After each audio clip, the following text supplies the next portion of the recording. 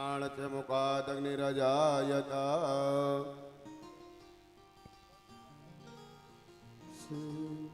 श्री भागवत भगवान की है आरती, पापियों को पाप से है आरती। श्री भागवत भगवान की है आरती, पापियों को पाप से है तारती।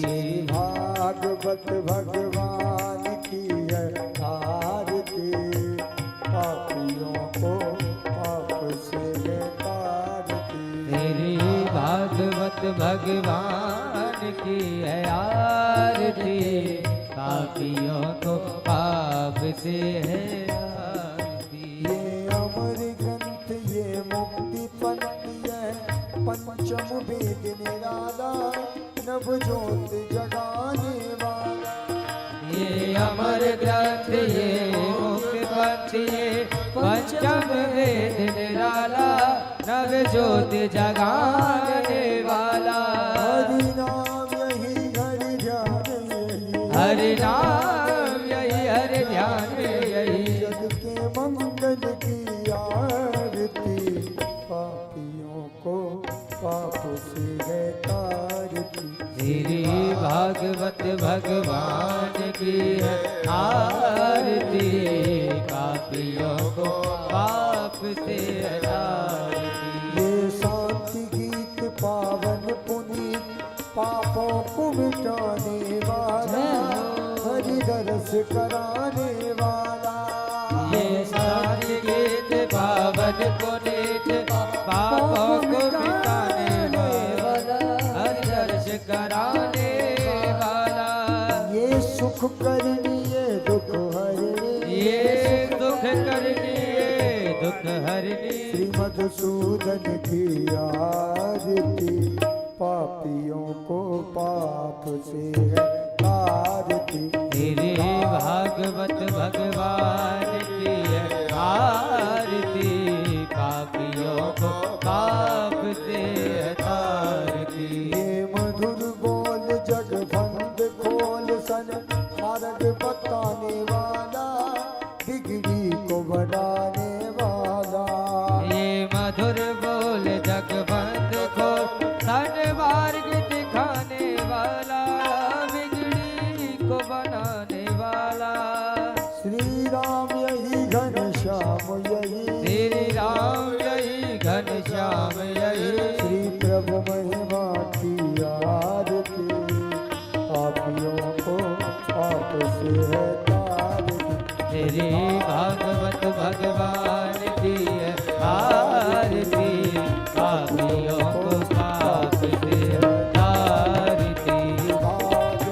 भगवान की है आरती, पापियों को पाप से है तारती।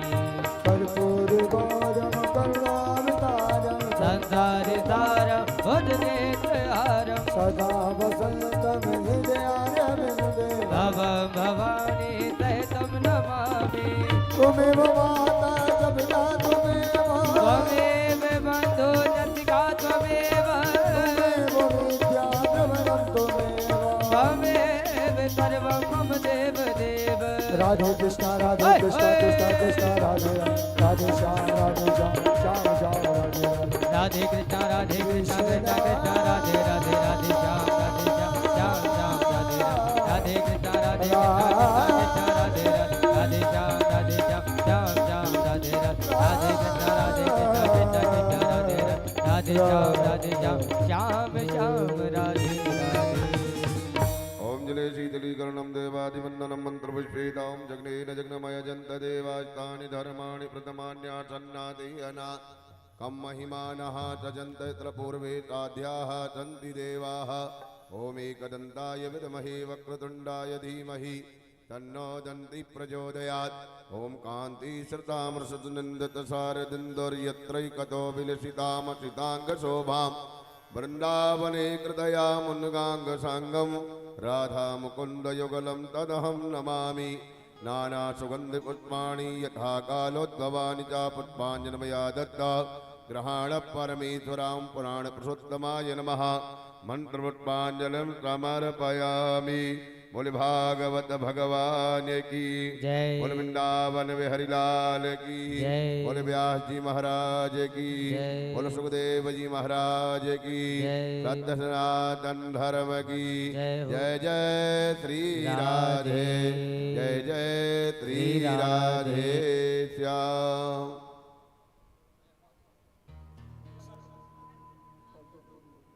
सभी आज सभी अपने अपने स्थान में बैठ जाइए।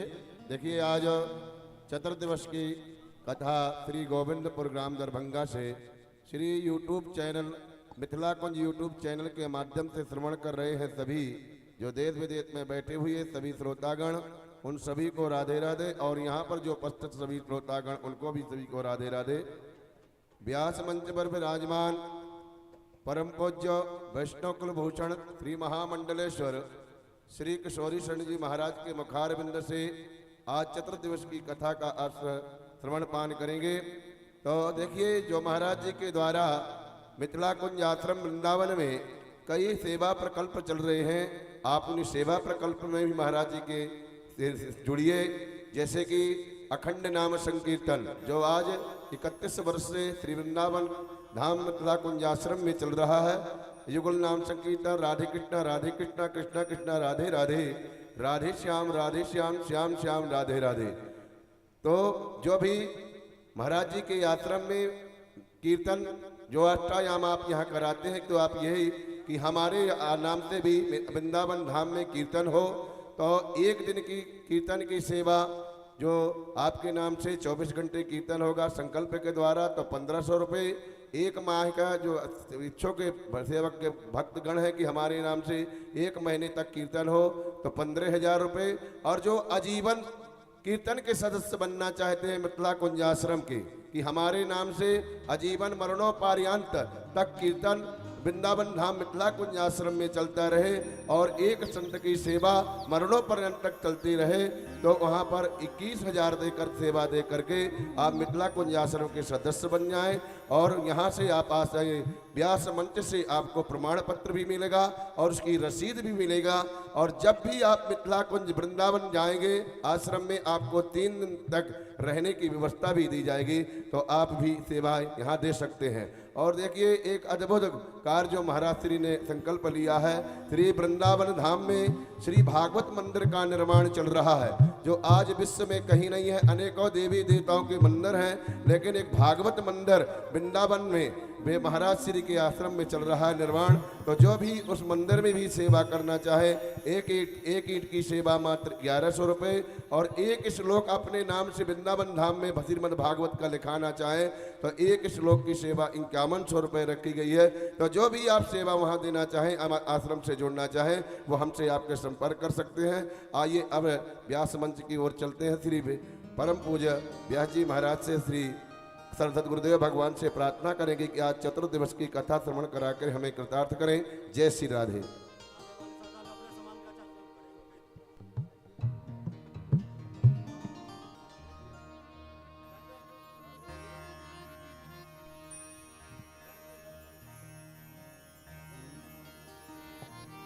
राधे। देखिए जो यहाँ पर श्रोतागण आ रहे हैं, जो आपके कीमती सामान है अपने सामान की स्वयं सुरक्षा करिएगा, क्योंकि अभी यहाँ से कल किसी का एक मोबाइल चला गया है। तो जो भी माता बहनें हमारी आ रही हैं, श्रोतागण भी जो भी यहाँ से दूर दराज से आ रहे हैं, वो अपने सामान की कुछ ऐसे तत्व अजराजिक तत्व आ गए हैं कि पंडाल में आ भी जाते हैं, तो अपने सामान की स्वयं रक्षा करेंगे। जय श्री राधे।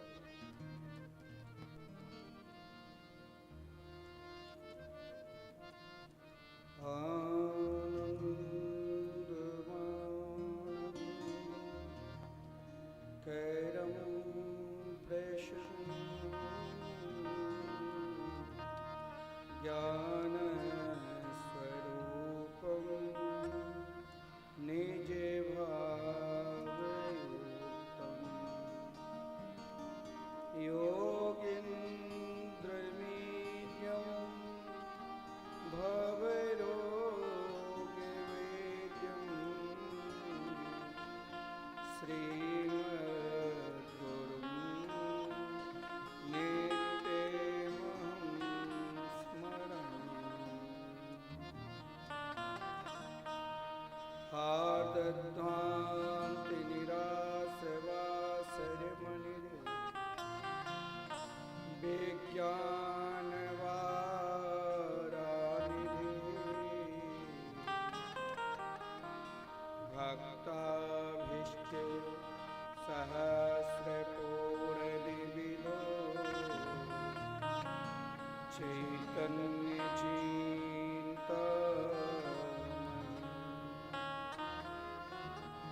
तद्भृङ्गे प्रसित विष्णु भक्ति नलनी व्याकुसे तु सुस्माकं कुरुतां भवाति समनं निम्बार्कणा मामुनि नमस्तस्मै भगवते कृष्णाय कुण्ठमेघसे राधाधरे सुधा सिन्धो नमो नित्ये विहारिणे वाञ्छाकल्पतरुभ्यश्च कृपा सिन्धुभ्य एव च पतितानां पावनेभ्यो वैष्णवेभ्यो नमो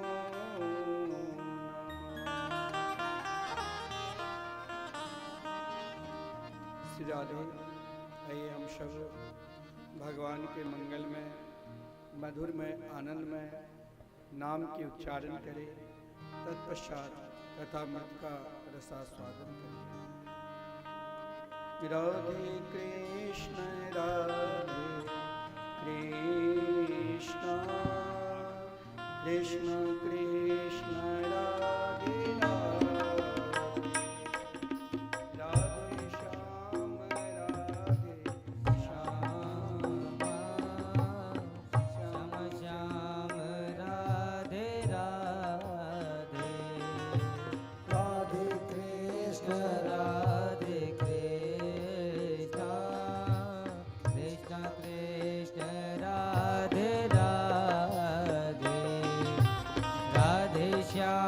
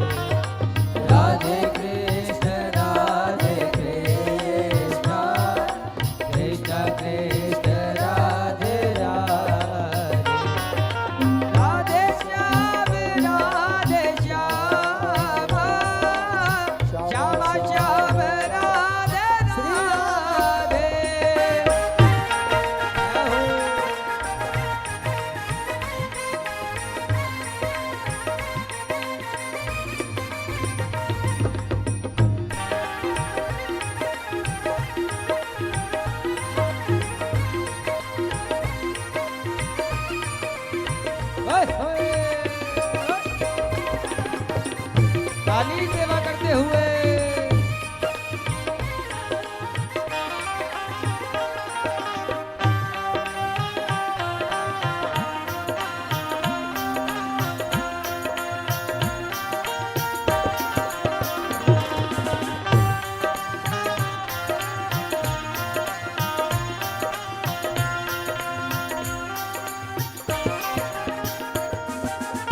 राधे कृष्ण राधे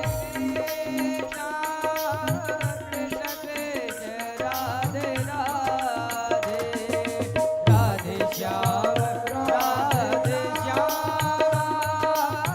श्याम श्याम राधे राधे राधे कृष्ण राधे कृष्ण कृष्ण कृष्ण राधे राधे राधे श्याम राधे श्याम श्याम श्याम राधे राधे राधे कृष्ण राधे कृष्ण कृष्ण कृष्ण राधे राधे राधे श्याम राधे श्याम श्याम श्याम राधे राधे राधे कृष्ण राधे कृष्ण कृष्ण कृष्ण राधे राधे राधे श्याम राधे श्याम श्याम श्याम राधे राधे राधे कृष्ण राधे कृष्ण कृष्ण कृष्ण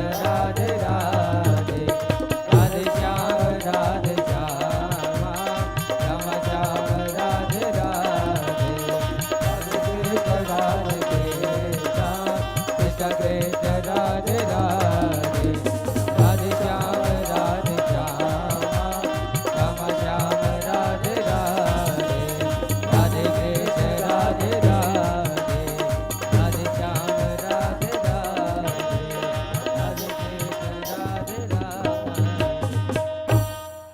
श्री वृंदावन बिहारी लाल की जय। श्री शत्रुदेव भगवान की जय। श्रीमद्भागवत महापुराण की जय। श्री नाम संकीर्तन की जय। समस्त ग्राम बस्ती की जय। श्री हनुमान जी महाराज की जय जय जय श्री श्री राधे जय जय श्री राधे श्री राधे।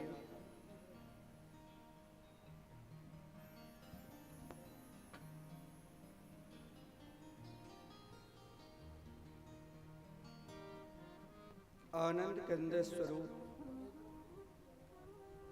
ब्रज पुरंदर नंदन वैदिक प्रतिपाद्य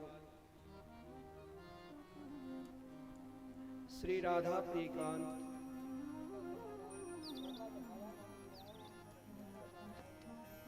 श्री राधा कृष्ण की वांगमयी प्रतिमूर्ति श्रीमद्भागवत सप्ताह कथा ज्ञान यज्ञ आज हम सब चौथे दिवस में प्रवेश करने हैं। इस कथा के मुख्य आयोजक श्री राम मोहन चौधरी अपनी धर्मपत्नी सहित जिनकी निष्ठा भागवत के प्रति और बड़े लगन के साथ भागवत श्रवण कर रहे हैं, जिनके अंदर भाव भी है, जो भागवत के हर प्रसंग संपूर्ण प्रसंग को पूर्ण विस्तार पूर्वक श्रवण कर इस कथा के आयोजक के साथ इस पंडाल में विराजमान सभी भागवत प्रेमी श्रोता समाज, मिथिला कुंज यूट्यूब चैनल के माध्यम से जो भक्त कथा मत का रसास्वादन कर रहे हैं, उन सभी को जय जय श्री राधे। आइए हम सब पुनः भागवत में प्रवेश करते हैं। कल की कथा के प्रसंग में भगवान के महत्वपूर्ण जो 4 कृपा है, हमारे जीवन में भी जब हम इस संसार में पैदा हुए, माता के गर्भ में थे, उस समय भगवान ने मेरे ऊपर असीम कृपा की। वो कौन सी कृपा है? बहुत लोगों की धारणा है, बहुत लोग कहते हैं कि भगवान की कृपा मेरे ऊपर नहीं है। ऐसा नहीं है। साधना का फल भगवान माता के गर्भ में प्रदान कर देते हैं। जैसे प्रहलाद जी जैसे परम प्रिय भक्त को यह विश्वास था कि माता के गर्भ में ब्रह्मा के द्वारा लिखे गए प्रारब्ध और भगवान की कृपा, ये दोनों एक साथ हम सभी को मिलता है। जैसे 5 वस्तु हम सभी को माता के गर्भ में ही मिल जाता है ब्रह्मा जी के द्वारा। आयु कर्म वित्तं च विद्या निधन मेव च पंचेतानपि सृजन्ते गर्भस्थस्य देहिनां। कब तक हम जिंदा रहेंगे, कौन से कर्म करेंगे, कहां तक धन अर्जन करेंगे, कितनी विद्या को प्राप्त करेंगे और कब मरेंगे, इनका संविधान पहले ही बन चुका है ब्रह्मा जी के द्वारा माता के गर्भ में। अब दूसरा जो भाव है, ये तो ब्रह्मा की द्वारा लिखित भाव है, और दूसरा भाव भगवान की कृपा। कई लोगों की धारणा है, कई लोगों की मन की विचार है कि मेरे ऊपर भगवान की कृपा नहीं है, लेकिन हमें ऐसा सोचना भी नहीं चाहिए। भागवत के माध्यम से समझो या स्वयं पहले समझो। भगवान ने मेरे ऊपर 4 प्रकार की कृपा की है। वो चारों कृपा निरंतर मेरे पास है, आशीर्वाद मेरे पास है। पहला ईश्वर की कृपा, दूसरा शास्त्र की कृपा, तीसरा सदगुरु की कृपा, और चौथा आत्म कृपा। तो कल हम भागवत में इन चारों की कथा के अनुभव किए। महाराज परीक्षित को जब आदरणीय श्रीमान सुखदेव जी के दर्शन हुए, तो महाराज परीक्षित के यहाँ चारों कृपा के अनुभव हुआ कि चलो ईश्वर ने कृपा की तो ये मानव शरीर दिया। आज भगवान की ही कृपा है जो हम इस पंडाल में बैठकर कथा सुन रहे हैं या सुना रहे हैं। ये भगवान ने कृपा की। और शास्त्र की कृपा, भगवान की कथा में मन लगे, भगवान की कथा में रुचि हो जाए, तो मान लेना मेरे ऊपर शास्त्र की भी कृपा है। और सदगुरु की कृपा, सदगुरु की कृपा का फल यह है कि भगवान के भजन में रुचि आ जाए, भजन करते वक्त प्रसन्नता आने लग जाए, भजन पर पूर्ण रूप से विश्वास रहे, संबंध रहे और समर्पित रहे। और चौथा आत्म कृपा। अगर मेरे अंदर निरंतर दुखी अवस्था में ही रहते हैं तो मान लेना कहीं ना कहीं मेरे अंदर ही खोट है, क्योंकि आत्म कृपा तब मानना जब निरंतर महापुरुषों के प्रति, संतों के प्रति, गौ के प्रति निष्ठा रहे, तो यह आत्म कृपा है। तो भागवत में चाहे ध्रुव जी के उपाख्यान हो, चाहे प्रजितागण की उपाख्यान हो, और चाहे भरत जी की चरित्र हो, जिसने चारों कृपा को निरंतर अपने आप में देखा, जो एक भरत जी जो स्वयं को भगवान के भजन पहले खूब भोगा, फिर भगवान के भजन करने के लिए गए, और फिर उन भजन कभी कभी भजन करते वक्त किसी से आसक्ति आ जाए तो भी घबराना नहीं चाहिए। भरत जी को मानता हूं कि मृग के आसक्ति हुई, फिर भी घबराया नहीं। उन अवस्था में भजन करके देखिए, ईश्वर की कृपा इसी को कहते हैं। जो महाराज जड़ भरत के रूप बना, पशु योनि को प्राप्त किया तब भी भजन, और जड़ भरत के रूप बना तब भी भजन, और अंत में दुनिया चाहे आपको कुछ कहे, लेकिन जब ईश्वर की कृपा हो जाए तो मार्ग पर चलते हुए राजा रघुवन को भागवत धर्म का उपदेश दिया। और यहाँ पर आत्म कृपा, अजामिल के ऊपर आत्म कृपा ही हुए थे, जो भय से भगवान के नाम उच्चारण नहीं किया, लेकिन पुत्र के नाम उच्चारण किया, तो अजामिल की कल्याण। इतने ही नहीं, प्रहलाद जी के ऊपर सतगुरु की कृपा, देवर्षि नारद जी ने माता के गर्भ में ही संपूर्ण ज्ञान, वैराग्य और भक्ति हृदय में भर दिया था। कल आपने प्रहलाद के चरित्र में झांकी के भी दर्शन किए, बड़ा विलक्षण। एक व्यक्ति जो स्वयं अपने मन में सोच लिया था कि मैं कभी मरूंगा नहीं, किसी भी अवस्था में नहीं, लेकिन भगवान ने कहा देखो तुम मरोगे तभी तो कोई और जन्म लेगा, मरना तो पड़ेगा ही। अपने आप को मरण से बचने के लिए देखिए, जन्म के लिए तो अनेक जगह बना हुआ है नर्सिंग होम, लेकिन मरण के लिए कोई स्थान निर्धारित नहीं है, कहां पर यह श्वास रुक जाए।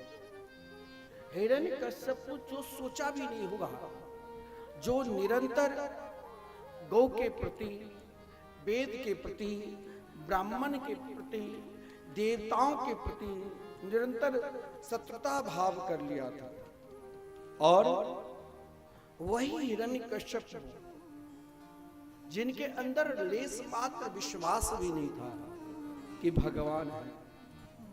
हमारे पूज्य गुरुदेव कहा करते हैं कि हिरण्यकश्यपु के भय से भगवान भी उनके हृदय में छुप गया, ताकि कभी न कभी ये मेरे ऊपर विश्वास करे। और विश्वास क्या? तो एक जड़ से भगवान अपने परम प्रिय भक्त की वाणी को सत करने के लिए, वचन को सत करने के लिए वहां नहीं माता की प्रतीक्षा करते हैं और नहीं पिता की। एक जड़ एक खंभे से प्रकट हुई, युद्ध भी हुआ भयंकर, और वो युद्ध क्रम में जब हिरण्यकश्यपु भगवान के गोद में थे, नृसिंह भगवान के गोद में, तो सीधे कहा कि मैं कभी मरूंगा ही। भगवान ने कहा मरना तो पड़ेगा, बोले कि नहीं, मैं ब्रह्मा की सृष्टि में किसी भी वस्तु से नहीं मरूंगा। यहां तक कह दिया कि मैं साल की जो 12 मास है उनसे भी नहीं मरूंगा।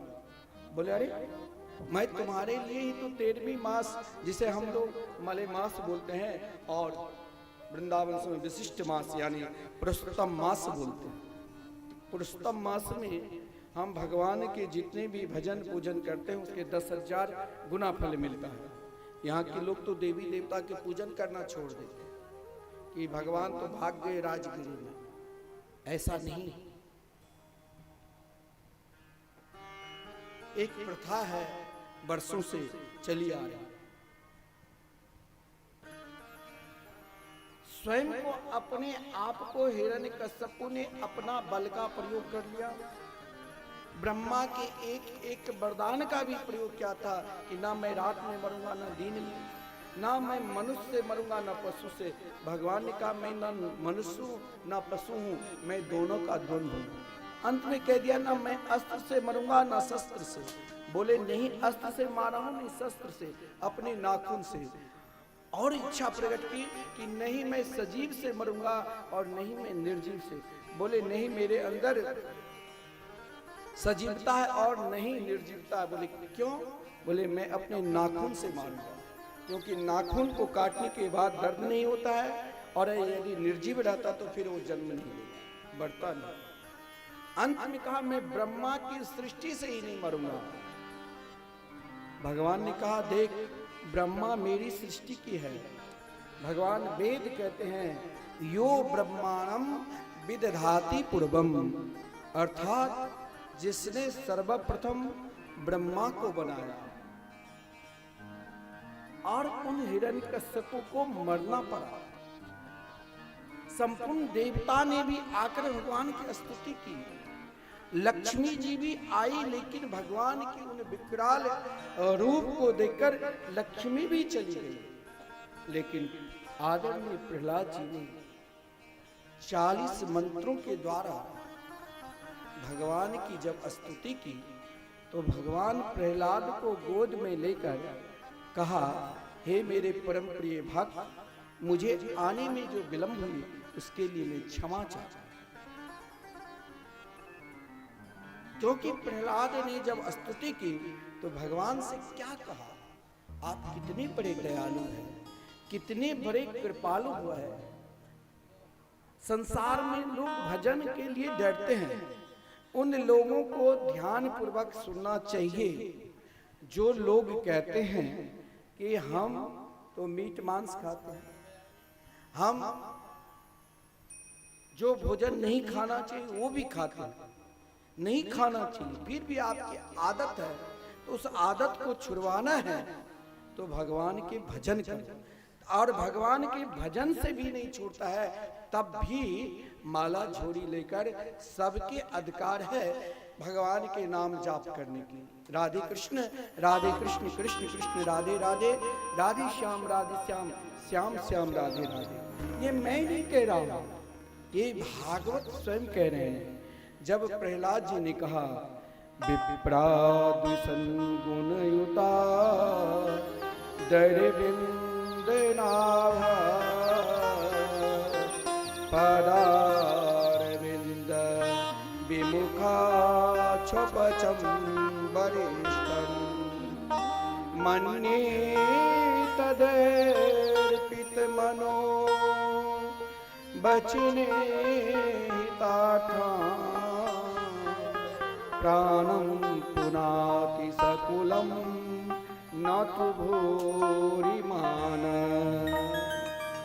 अब आप ये ध्यान देना, भगवान के निकट कोई भी जा सकते हैं। भगवान किसी के बाप के नहीं है, भगवान तो सबके हैं। जो उनको पुकारे जिस भाव से, अरे जो जटायु गिद्ध को, अगर मेरे मकान पर गिद्ध बैठ जाते तो हम सोचते कि आप पूजा पाठ कराओ, और जिस गिद्ध को अपने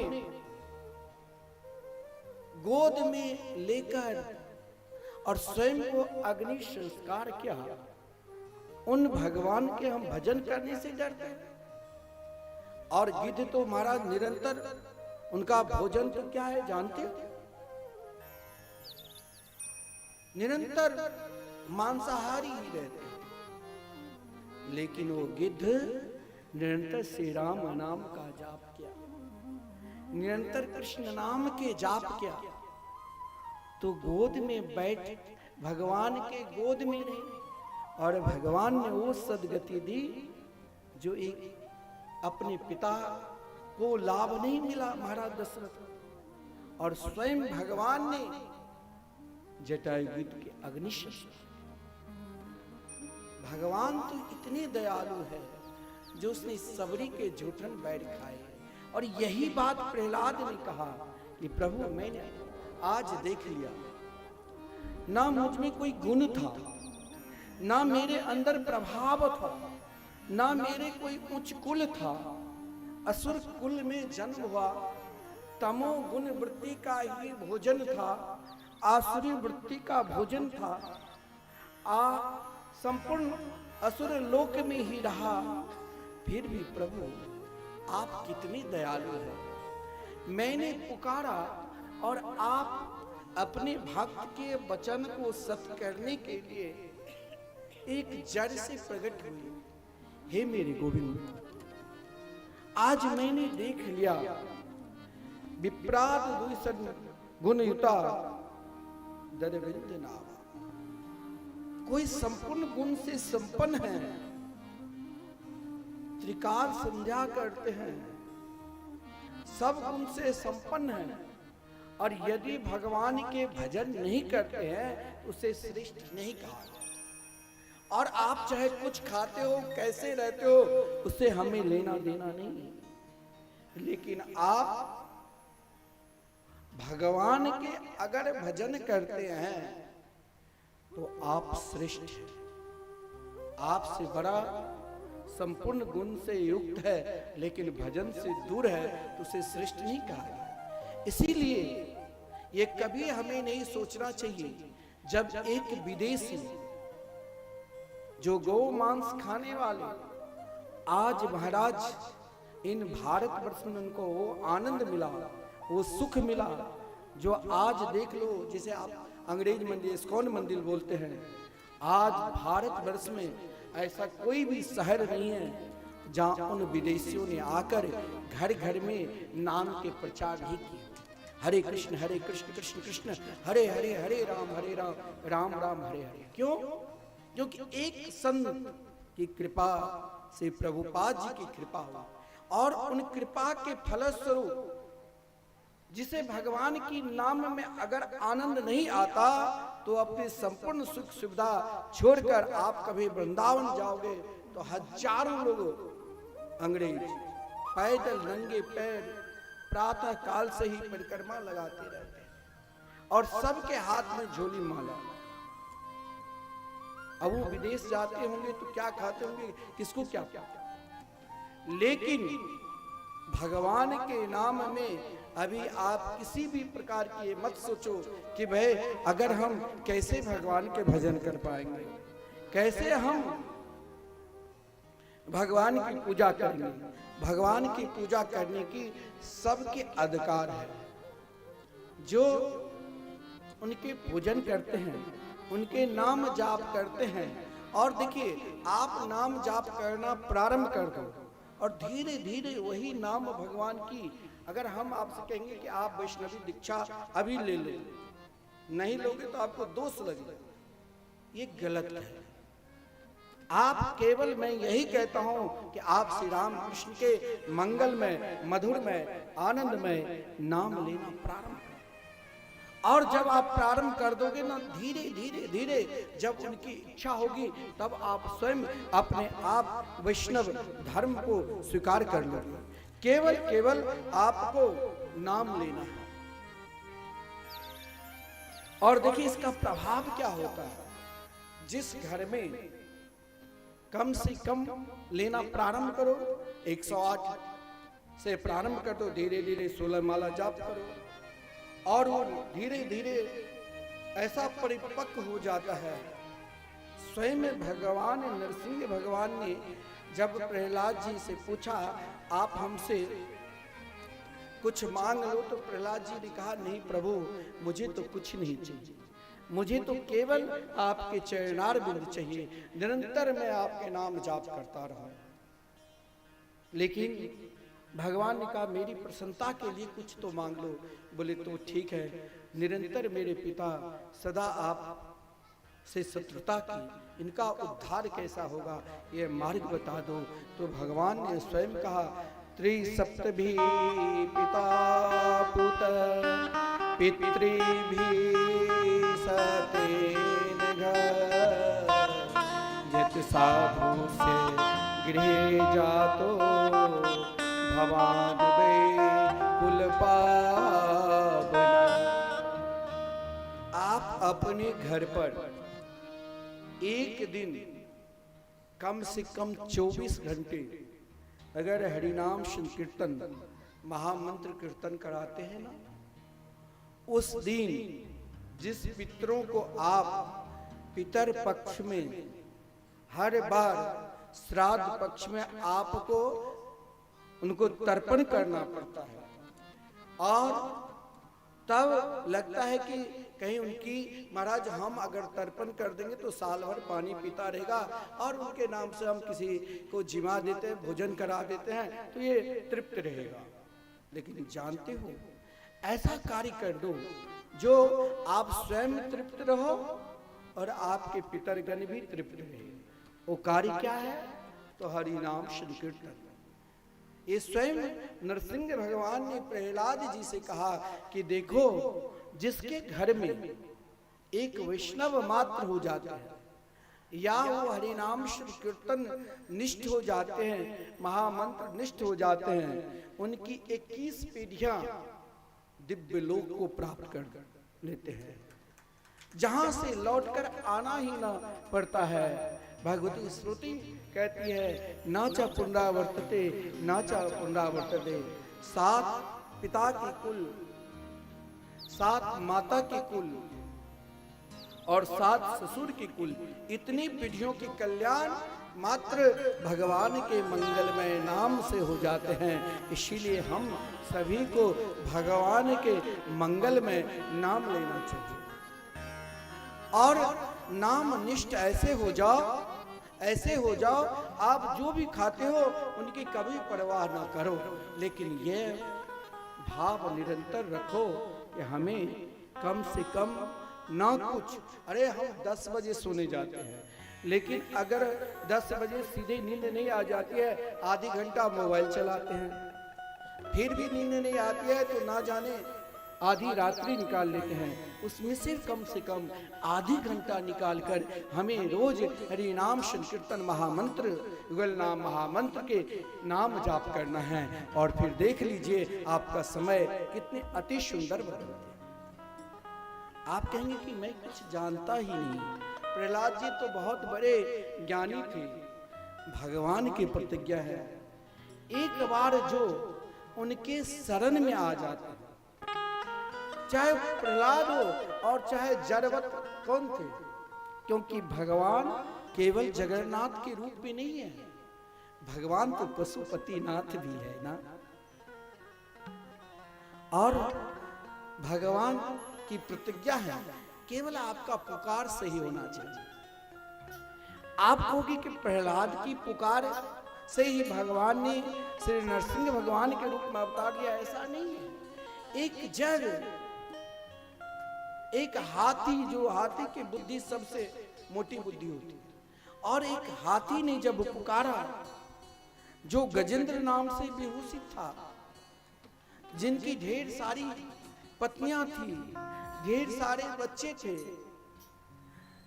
और एक दिन जल क्रीड़ा करने के लिए गया, जो कल तक गजेंद्र नाम से विभूषित था, और जब उस जल में प्रवेश किया सरोवर में, तो एक ग्राह ने उनके पांव पकड़ लिया, तो धीरे धीरे उनकी शक्ति, पहले तो खूब लड़ा, फिर धीरे धीरे उनकी शक्ति कम होने लगी। देखा बेटा कि अब ये मर रहा है, तो बेटा भी छोड़कर चले गए। देखा बेटी की अब कब तक हम इनके निकट रहे, वो भी छोड़कर चली गई। पत्नी ने भी देखा कब तक हम इनके निकट रहे, वो भी छोड़कर चले गए। कोई नहीं रहा, अकेला उस ग्राह से लड़ता रहा, लड़ रहा है। कभी कभी अपना बल का प्रयोग करते करते ग्राह को बीच सरोवर से लाकर डायरेक्ट किनारे पर ले आते थे, और कभी कभी ग्राह भी उसे खींच कर बीच सरोवर में ले आया। ऐसा ही युद्ध वर्षों चल रहा है। और ये बात अगर हमें भी अपने जीवन पर भी सोचना चाहिए। ये हाथी कोई और नहीं है, ये त्रिकुट पर्वत कुछ और नहीं है, ये ग्राह कोई और नहीं है, ये हाथी ही हम जीवात्मा हैं। और पत्नी बच्चे ये ढेर सारे मन की जो वृत्तियां हैं, मन की जो इच्छा है, एक इच्छा की पूर्ति होती है तो हजारों इच्छा उससे पूर्व ही जग जाता है। इनका अंत है ही नहीं। जब तक आपके शरीर में शक्ति है ना, प्रभाव है, बल है, तब तक सब आपके जय जयकार करेंगे। आप कहोगे कौन सा बल? तो सीधे भाव समझ लीजिए कि जब तक आपके पास रुपया पैसा है तो सब आपका जय जयकार करेंगे, और रुपया पैसा चला गया फिर सब छोड़ देंगे, मरो जीव। फिर भी आप इतने अज्ञानी हैं जो भगवान के भजन से दूर होते हैं कि अभी और खा लूं पी लूं मस्त रहूं। अरे भजन की समय तो वृद्धावस्था में है।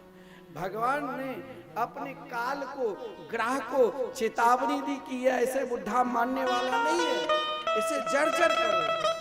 तो कभी घुटना कमजोरी कर देंगे तो सोचते हैं कि नहीं अभी तो चलो डॉक्टर के पास, अब तो नई नई व्यवस्था चली है, घुटना सही कर लेंगे।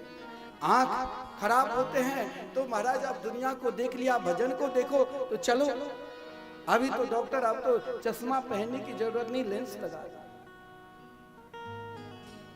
हम काल से लड़ते रहते हैं, काल एकाएक नहीं मारता है, बार बार चेतावनी देते हैं। लेकिन यह हमें नहीं सोचना चाहिए कि भजन बाद में करेंगे। आज वही गजराज ने देखा जो कल तक गजेंद्र नाम से विभूषित था, आज जब वो काल रूपी मगर ने उनके पांव पकड़ रखा है, कोई शक्ति नहीं है। मैंने आपसे कहा था कि अपनी शक्ति पर कभी विश्वास ना करो और ना अपनी सगे संबंधी की शक्ति पर विश्वास करो।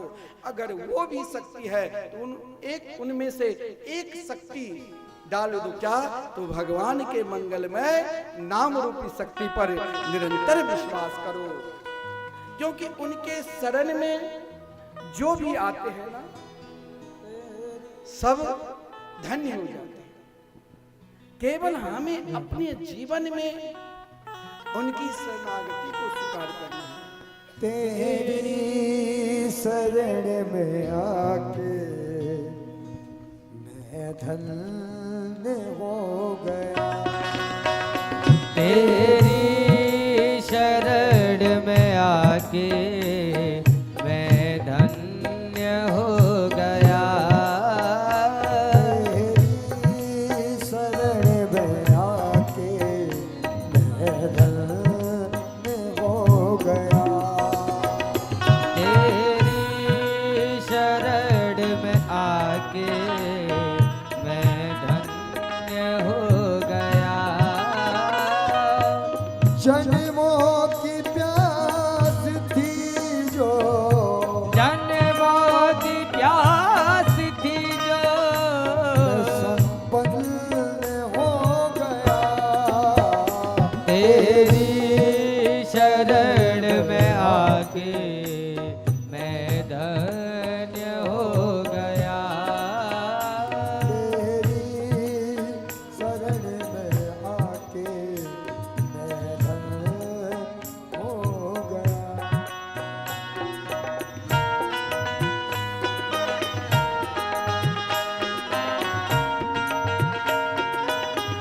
ताली सेवा करते हुए जय हो।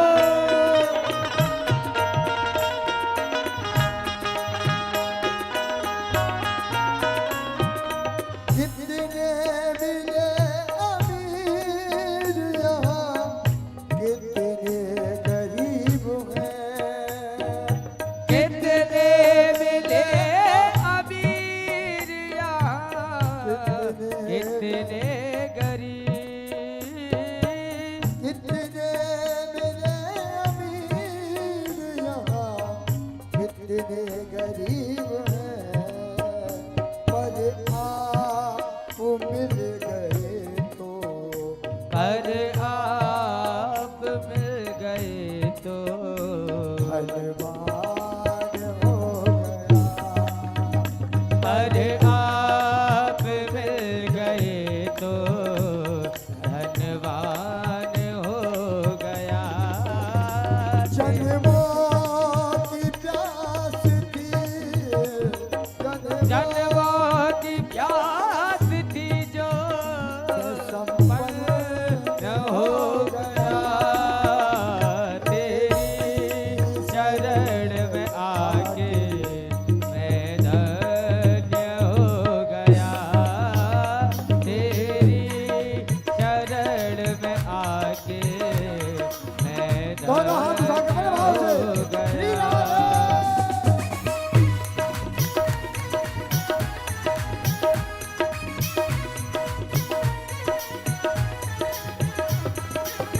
ओए, ओए, ओए, ओए।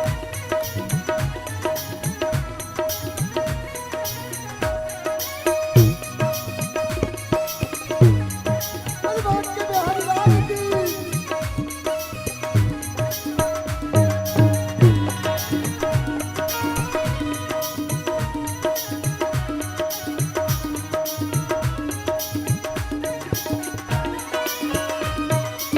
सुख में तड़प रहा था प्रभु मोदतों से।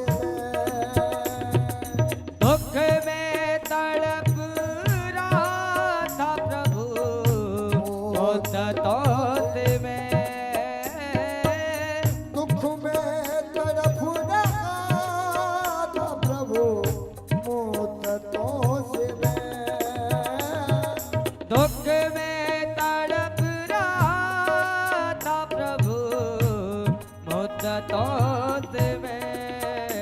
एक आपका सहारा, एक आपका सहारा एक कार्य हो गया। एक आपका सहारा साकार हो गया। जन्मों की प्यास थी जो, जन्मों की प्यास थी जो संपन्न हो गया। तेरी शरण में आके मैं धन्य हो गया। तेरी शरण में आके मैं धन्य हो गया। तेरी शरण में आके मैं धन्य हो गया। तेरी शरण में आके मैं धन्य हो गया। जय जय श्री श्री राधे।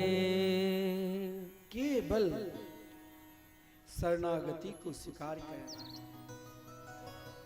गजेंद्र के अंदर जब तक अपने बल का अभिमान था प्रभु नहीं आया। जब तक सगे संबंधी के बल पर अभिमान था तब तक नहीं आया। लेकिन जब पुकारा, जिस पुकार को ही हम श्री गजेंद्र मोक्ष स्तुति बोलते हैं। जीवन में चाहे भयंकर से भयंकर कष्ट आ जाए, अगर आप नित्य गजेंद्र मोक्ष की पाठ करते हैं तो उससे उबारा जरूर मिलेगा। गजेंद्र ने जब भगवान की स्तुति की तो पहले सर्वप्रथम नजर है भगवान की ओर, लेकिन सोचा कि जो अजन्मा है। देखिए यहाँ गजेंद्र ने भगवान के दोनों रूप का ध्यान किया। पहला जो प्रारंभ में जो स्तुति की, उन स्तुति में भगवान के उन जो स्वरूप है जिसमें महाराज सूक्ष्म से सूक्ष्म साधक प्रवेश कर सकता है। बिल्कुल निर्गुण निराकारी, निराकार के रूप में पहले ध्यान किया। कभी कभी अगर आप उस निराकार तरफ जाएंगे तो भगवान को आने में हो सकता है देर लग सकती है। लेकिन गजेंद्र ने निराकार स्वरूप को क्या कहा? ओम नमो भगवते तस्मै यत् एतच्चिदात्मकं पुरुषाय दिबीजाय परेशाय विधीमहि। गजेंद्र की निराकार में भगवान के नाम नहीं लिया, केवल यही कहा जो क्षेत्रज्ञ रूप से सभी के अंतरात्मा में विराजमान है। क्षेत्र कहते हैं शरीर को और क्षेत्रज्ञ कहते हैं आत्मा, जिनके अनंत नाम हैं और नाम रहकर भी कोई नाम नहीं, जिनके अनेकों अवतार है फिर भी वो अजन्मा है। लेकिन भगवान कहाँ है? इस समय द्वारका में। पुकार कौन रहे हैं? त्रिकुट पर्वत।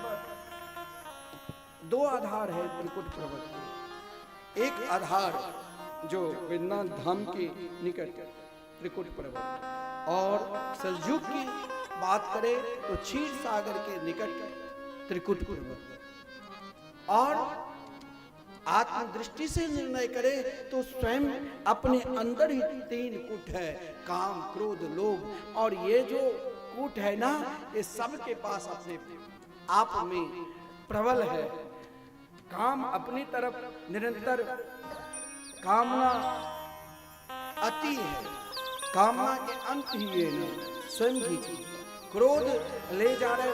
अगर कामना की इच्छा नहीं हुई तो उस विषय पर क्रोध आ जाता है, और क्रोध तब आता है जिस वस्तु की इच्छा होती है और वो प्राप्ति ना मिले तब क्रोध आता है। तो लोभ इतने प्रबल है त्रिकुट, जो हमें कहीं जाने की जरूरत नहीं। ये शरीर ही त्रिकुट है, और इस शरीर रूपी अंदर ये जीवात्मा हम सब ही गजेंद्र है। और ये ग्रह कौन है? एक काल है। और ये सरोवर कौन है? तो ये संसार रूपी सरोवर में ही हम सब। तो यहाँ आप सोचोगे कि हम आत्मा, मेरी आत्मा में, बहुत लोग भोजन करते हैं ना, कहते देखो भाई आत्मा की कष्ट ना दो, वो महामूर्ख। अरे आत्मा को क्या लेना देना? आत्मा में जो परमात्मा विराजमान है उसे तो मुझे बंसी बजाते हुए देखना है और माखन चोरी करते हुए देखना है, गोपियों के घर में विचरण करते हुए देखना है। और जब गजेंद्र ने इस भाव से पुकारा तो भगवान द्वारकाधीश विचलित हो गए। संपूर्ण देवता अपने अपने विमान पर विराजमान हैं। लक्ष्मी जी ने पूछा, हाथ पकड़ कमला कहे कहाँ जात यदुनाथ, हाथ सुनी कमला थी सुनी गजरा। जब उस प्रेम पराकाष्ठा में भक्त आगे बढ़ते हैं उनके सामने वही मुरली मनोहर मुरली बजाते हुए मिलते हैं। तो गजेंद्र ने भी अब उस अवस्था में आ चुके थे जहां लेस मात्र सुर बचा था। अब अंतिम श्वास है, ग्राह के मुख के ग्रास होने वाले थे। लक्ष्मी जी ने कहा प्रभु भोजन पर विराजमान है, लेकिन इस समय कौन से भक्त पुकारा जो बहुत विचलित हो चुके हैं। और वो हाथी शब्द भी हा केवल लक्ष्मी सुनी थी, क्योंकि गजेंद्र जब माधुर्य रूप में पुकारा तो क्या कहा, सुनते सरस्वरुबले गृहीत आर्तो दृष्ट्वा गरुत्मति हरिखा उवातु चक्रम् उत्क्षेप्य साम्बुजकरं गिरिमाः कृच्छा नारायणाखिल गुरो भगवन् नमस्ते।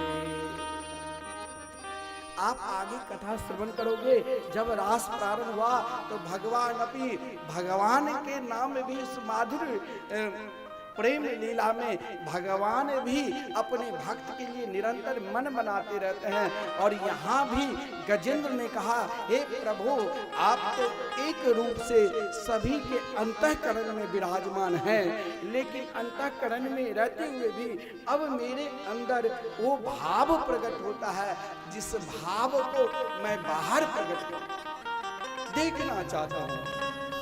हे नारायण, नारायण शब्द कहा तो भगवान शंख चक्र गदा पद्म से विभूषित दिव्य तथा बहुमूल्य आभूषणों से युक्त वो पीतांबर धारी सामला सलोने क्यों आए चतुर्भुज में? क्योंकि भगवान को इस समय गजेंद्र ने कहा, हे जगत गुरु, हे प्राणी मात्र के गुरु, कृष्णम वंदे जगत गुरु, हे सबके गुरु। अब अंतिम पुकार है, मेरे पास कुछ है ही नहीं। भगवान निकट रहकर भी क्यों नहीं आते हैं मेरे पास? क्या हमारी पुकार प्रहलाद की तरह नहीं है? क्या हमारी पुकार गजेंद्र की तरह नहीं है? पुकार है, लेकिन मेरे पुकार में एक जो आसक्ति है। हमारे पंडित जी बोलते हैं, मैं क्या करूं महाराज? कभी कुछ व्यक्ति की इच्छा है हमारे यजमान परिवार के कि झांकी को दर्शन करा दो बार बार, अरे प्रसंग के अनुसार ही हम दिखाएंगे। और किसी की इच्छा है कथा सुनो, तो क्या सुनाओ? तो भगवान भी यहाँ आपके अंदर भाव देखते हैं कि मैं आने के लिए तैयार हूं, मैं बोलने के लिए तैयार हूं। गुरुदेव की कृपा है, हमारे पूज्य गुरुदेव ने 10 साल तक लगातार स्वयं मुझे भागवत पढ़ाए थे और कहा था जिस दिन पूर्ण रूप से कंठस्थ हो जाए और फिर मुझे सुनाना, और जब मुझे संतुष्टि होगी तब ही मैं तुमको बाहर भेजूंगा। मैंने 2003 से ही भागवत कथा प्रारंभ कर दी थी। अनेकों जगह देश विदेशों में भी जाकर कई जगह कथा की। जहां जिस प्रकार भक्त मिलते हैं, एक श्लोक पर भी 1 वर्ष तक वृंदावन में एक श्लोक पर मैंने अभी 3 महीने तक लगातार कथा की, केवल सत्यम परम धीमहि। ये तो 7 दिन की कथा है। और आज मुझे नंदघर आनंद भयो जय कन्हैया लाल के उस समय पर मुझे पहुंचना ही पड़ेगा। आपकी कथा, आपकी भी इच्छा है हर प्रसंग पर मैं विस्तार पूर्वक सुनाऊं तो कम से कम 10 घंटे लगेंगे। और भजन भी होना चाहिए, ठुमका लगाना भी हो जरूरी है। तो इतने ही समय में सब कुछ मुझे देखना है। आप एक घड़ी में भी भगवान को प्राप्त कर सकते हैं, लेकिन आपके अंदर वो भाव होना चाहिए। कौन सा भाव? गजेंद्र अंतिम भाव में कहा कि प्रभु अब मैं डूब रहा हूं। भगवान ने कहा डूब जाओ, लेकिन कृपा किसने की? लक्ष्मी जी ने, रास रसेश्वरी राधा रानी ने। बोले अरे गजेंद्र, तुम्हारी बुद्धि बहुत मोटा है, तू मेरे प्रभु को अभी तक कुछ समर्पित नहीं किया। भगवान के जब तक दोगे नहीं तब तक भगवान आएंगे ही नहीं। अब क्या दोगे? खूब धन नहीं। भगवान नहीं आपके धन के भूखे हैं, भगवान नहीं आपके भोजन के भूखे हैं। भगवान एक चीज जरूर देखते हैं, और वो तभी मिलेगा जब रास श्री राधा रानी की कृपा, जनक राज दुलारी जानकी जी की कृपा, शक्ति की कृपा से ही शरीर संचालित होता है। तो गजेंद्र के अंदर वो शक्ति, अब कहा लक्ष्मी जी के हृदय में दया आ गई। देखो इनके पुकार, कहा हे प्रभु अब मेरे अंदर पास है क्या? लक्ष्मी जी ने कहा अब अभी मैं व्यवस्था करूं, क्योंकि तेरे पास जो है अभी तक नहीं दे रहे हो। एक सुंदर कमल के पुष्प, मरणासन व्यक्ति के अंदर वो भाव भी नहीं रहता है, शरीर का भी आभास नहीं रहता है। तो गजेंद्र ने वो पुष्प कहाँ से तोड़ लिया, उनका आभास कहाँ से हुआ? डॉक्टर एक सुई देते हैं तो हम बेचैन हो जाते हैं। गजेंद्र ने, उन हाथी ने, वो ग्राह के मुख में ग्रसित था, केवल जो भर सूर बचा था, उनका पुकारता है मेरे गोविंद मेरी रक्षा करो। मैं अपने अंतःकरण से पुकार रहा हूं, लेकिन इस अंतःकरण में भी मेरा एक गांठ है। कौन सा गांठ? वासना रूपी गांठ, कामना रूपी गांठ, इच्छा रूपी गांठ, और वही देहाभिमान रूपी गांठ। हम निरंतर गोरे ही रहे, हम कभी वृद्ध ना बने, तो हम नाना प्रकार के बाजार से क्रीम लगा लगा कर गोरा होना चाहते हैं, फिर भी नहीं गोरा होते हैं। तो आजकल लाखों ब्यूटी पार्लर खुल चुके हैं, वहां जा जा कर मसल कर गोरा होना चाहते हैं, लेकिन अंदर तो अभी काला ही काला छुपा है। और कौन सा काला है? देहाभिमान रूपी काला। तो गजेंद्र जब व्याकुल थे, कहे प्रभु अब चाहे आप मुझे डुबाओ, चाहे आप मेरी रक्षा करो। भगवान ने सोचा ये अभी तक इनके पास जो है वो हमें नहीं दिया। लक्ष्मी जी जान गई। लक्ष्मी जी ने तुरंत एक पुष्प दिया, कमल के पुष्प, क्योंकि भगवान को कमल के पुष्प बहुत प्रिय है। उनके चरणार बिंद कमल के समान, उनके नाभि कमल के समान, उन कमल को पुष्प दिया।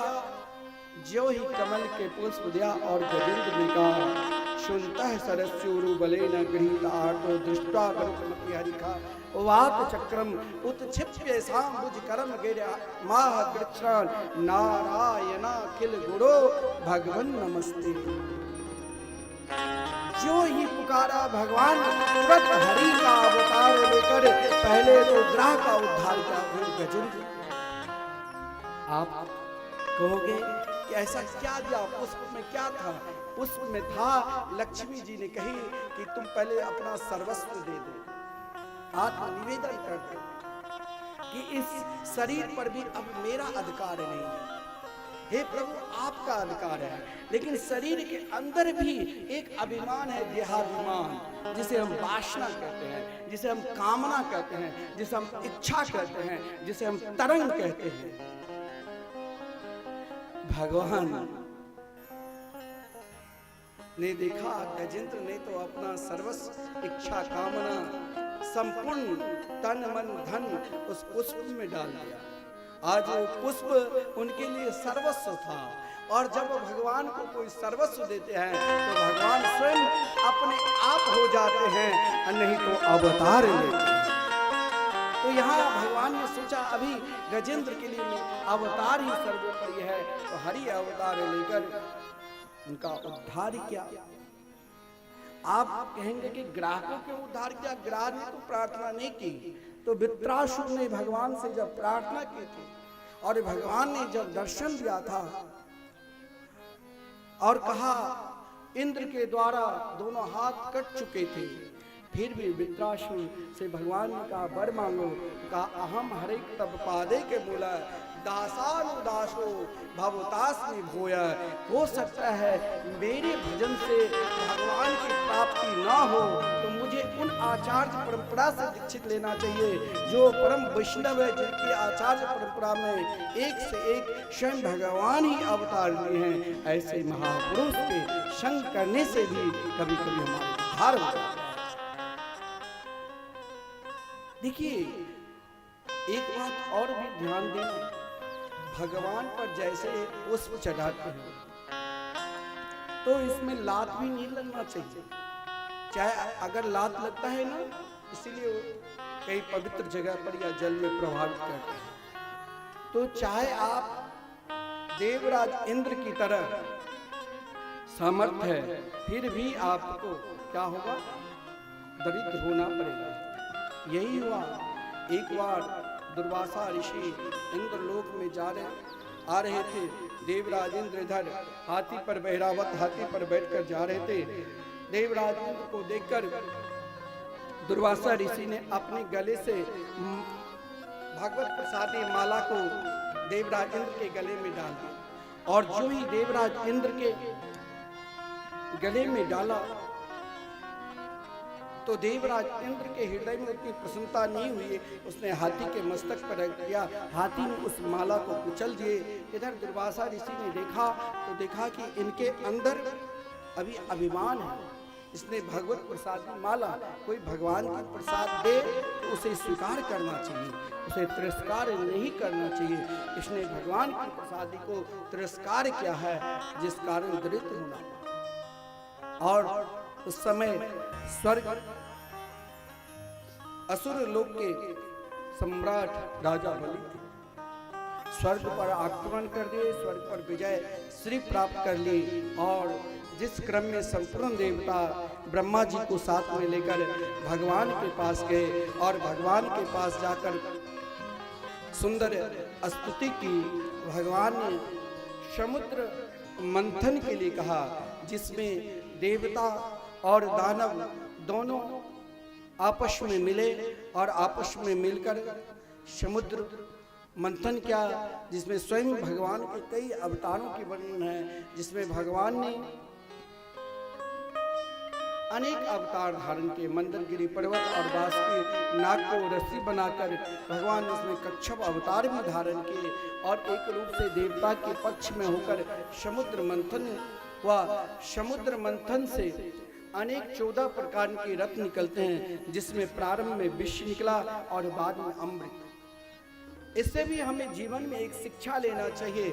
अगर हम भगवान के भजन पूजन करते हैं और यदि कोई कष्ट मिलता है तो घबराना नहीं चाहिए और भजन पूजन करना चाहिए। और जब धन मिले तो भगवान का स्मरण भी करना चाहिए, भगवान को नहीं भूलना चाहिए। जिस समय 8वें रत्न के रूप में 14 रत्नों में अनेक रत्न निकलते हैं, जिसमें महाराज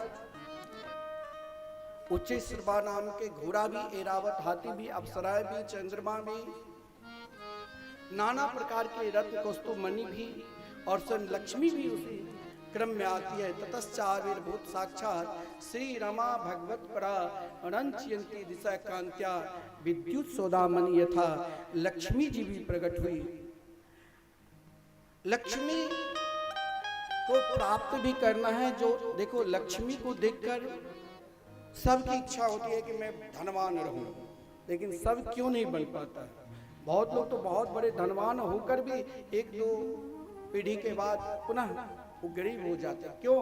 क्योंकि वो लक्ष्मी को सही में सम्मान नहीं किया। लक्ष्मी के जब स्वयंवर हुआ तो वहां पर संपूर्ण देवता, दानव, ऋषि मुनि सब उपस्थित थे।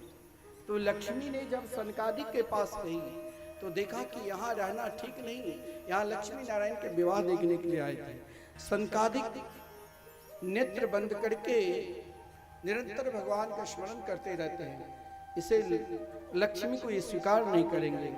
अगर लक्ष्मी है तो धन पर भी ध्यान देना चाहिए। इतना ही नहीं, दुर्वासा ऋषि को देखकर लक्ष्मी जी नहीं रही, क्योंकि दुर्वासा ऋषि बात बात में क्रोध कर लेते हैं। क्रोधी के पास भी अत्यधिक लक्ष्मी ज्यादा दिन नहीं रहती है, इसीलिए व्यापारी जब व्यापार करते हैं तो प्रेम से बोलते हैं। शंकर जी को भी देखा, शंकर जी के वेशभूषा को देखकर लक्ष्मी जी वहां नहीं रही। देवराज इंद्र को भी देखा, देवराज इंद्र के अंदर यह भाव था दूसरों के केवल अपने विषय सुख में ही निरंतर रहता था, अनेक अवसरों के साथ रमण करते थे। असुरों को भी देखा, असुर के अंदर यह भाव था, दूसरों को धन लूटता था, मारता था, वहां भी लक्ष्मी नहीं रही। लक्ष्मी कहां पर ठहरी? जहां नारायण शब्द देखते थे वहीं पर लक्ष्मी ने नारायण को वर्ण के बोले, लक्ष्मी नारायण भगवान की जय। स्वयं भगवान इस क्रम में धन्वंतरी का अवतार लेकर अमृत कलश लिया, और जिस अमृत कलश में लेकर जब आए तो असुरों ने उस अमृत कलश को ले लिया, लेकिन देवता सबके सब घबराए नहीं, भगवान के स्मरण किया। जो ही भगवान के स्मरण किया उसी समय नारायण ने, मोहन ने मोहिनी का रूप धारण कर असुरों को मोहित कर देवता को अमृत पान कराया। वहीं सूर्य और चंद्र के बीच में राहु नाम के एक असुर आ गया था, जिसे देव सूर्य और चंद्र ने इशारा की तो राहु को दो रूप में कर दिया, राहु और केतु। वही महाराज भगवान ने अपने चक्र सुदर्शन के द्वारा उद्धार किया, तो आज नवग्रह में उनकी भी पूजा होती है। भगवान अपने परम प्रिय भक्त का निरंतर रक्षा करते हैं। भगवान ने पुनः मोहनी से मोहन बन गए, जिस क्रम में देवासुर संग्राम हुआ। देवासुर संग्राम के पश्चात देवताओं को विजय श्री मिली है, दैत्यों के हार मिले, लेकिन जीवन में हारना कभी नहीं चाहिए। जिसके अंदर ये 3 गुण रहेगा वो कभी हारेगा नहीं। जब राजा बलि मूर्छित हो चुके थे, शुक्राचार्य जी ने उसे जगाया अमृत विद्या का और कहा देखो जीवन में 3 चीज का आश्रय ले लो और मैं तुम्हें विश्वास दिलाता हूं कि तुम केवल असुर लोक के ही नहीं राजा बल्कि त्रिलोकी के राजा बना दूंगा। बोले क्या काम? बोले सर्वप्रथम 3 कार्य करें। गौ माताओं पर विश्वास, और दूसरा भगवान नाम पर विश्वास, और तीसरा सद्गुरु पर विश्वास, संत पर विश्वास।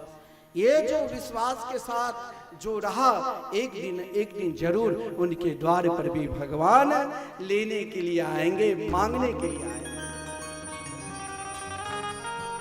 और महाराज राजा बलि ने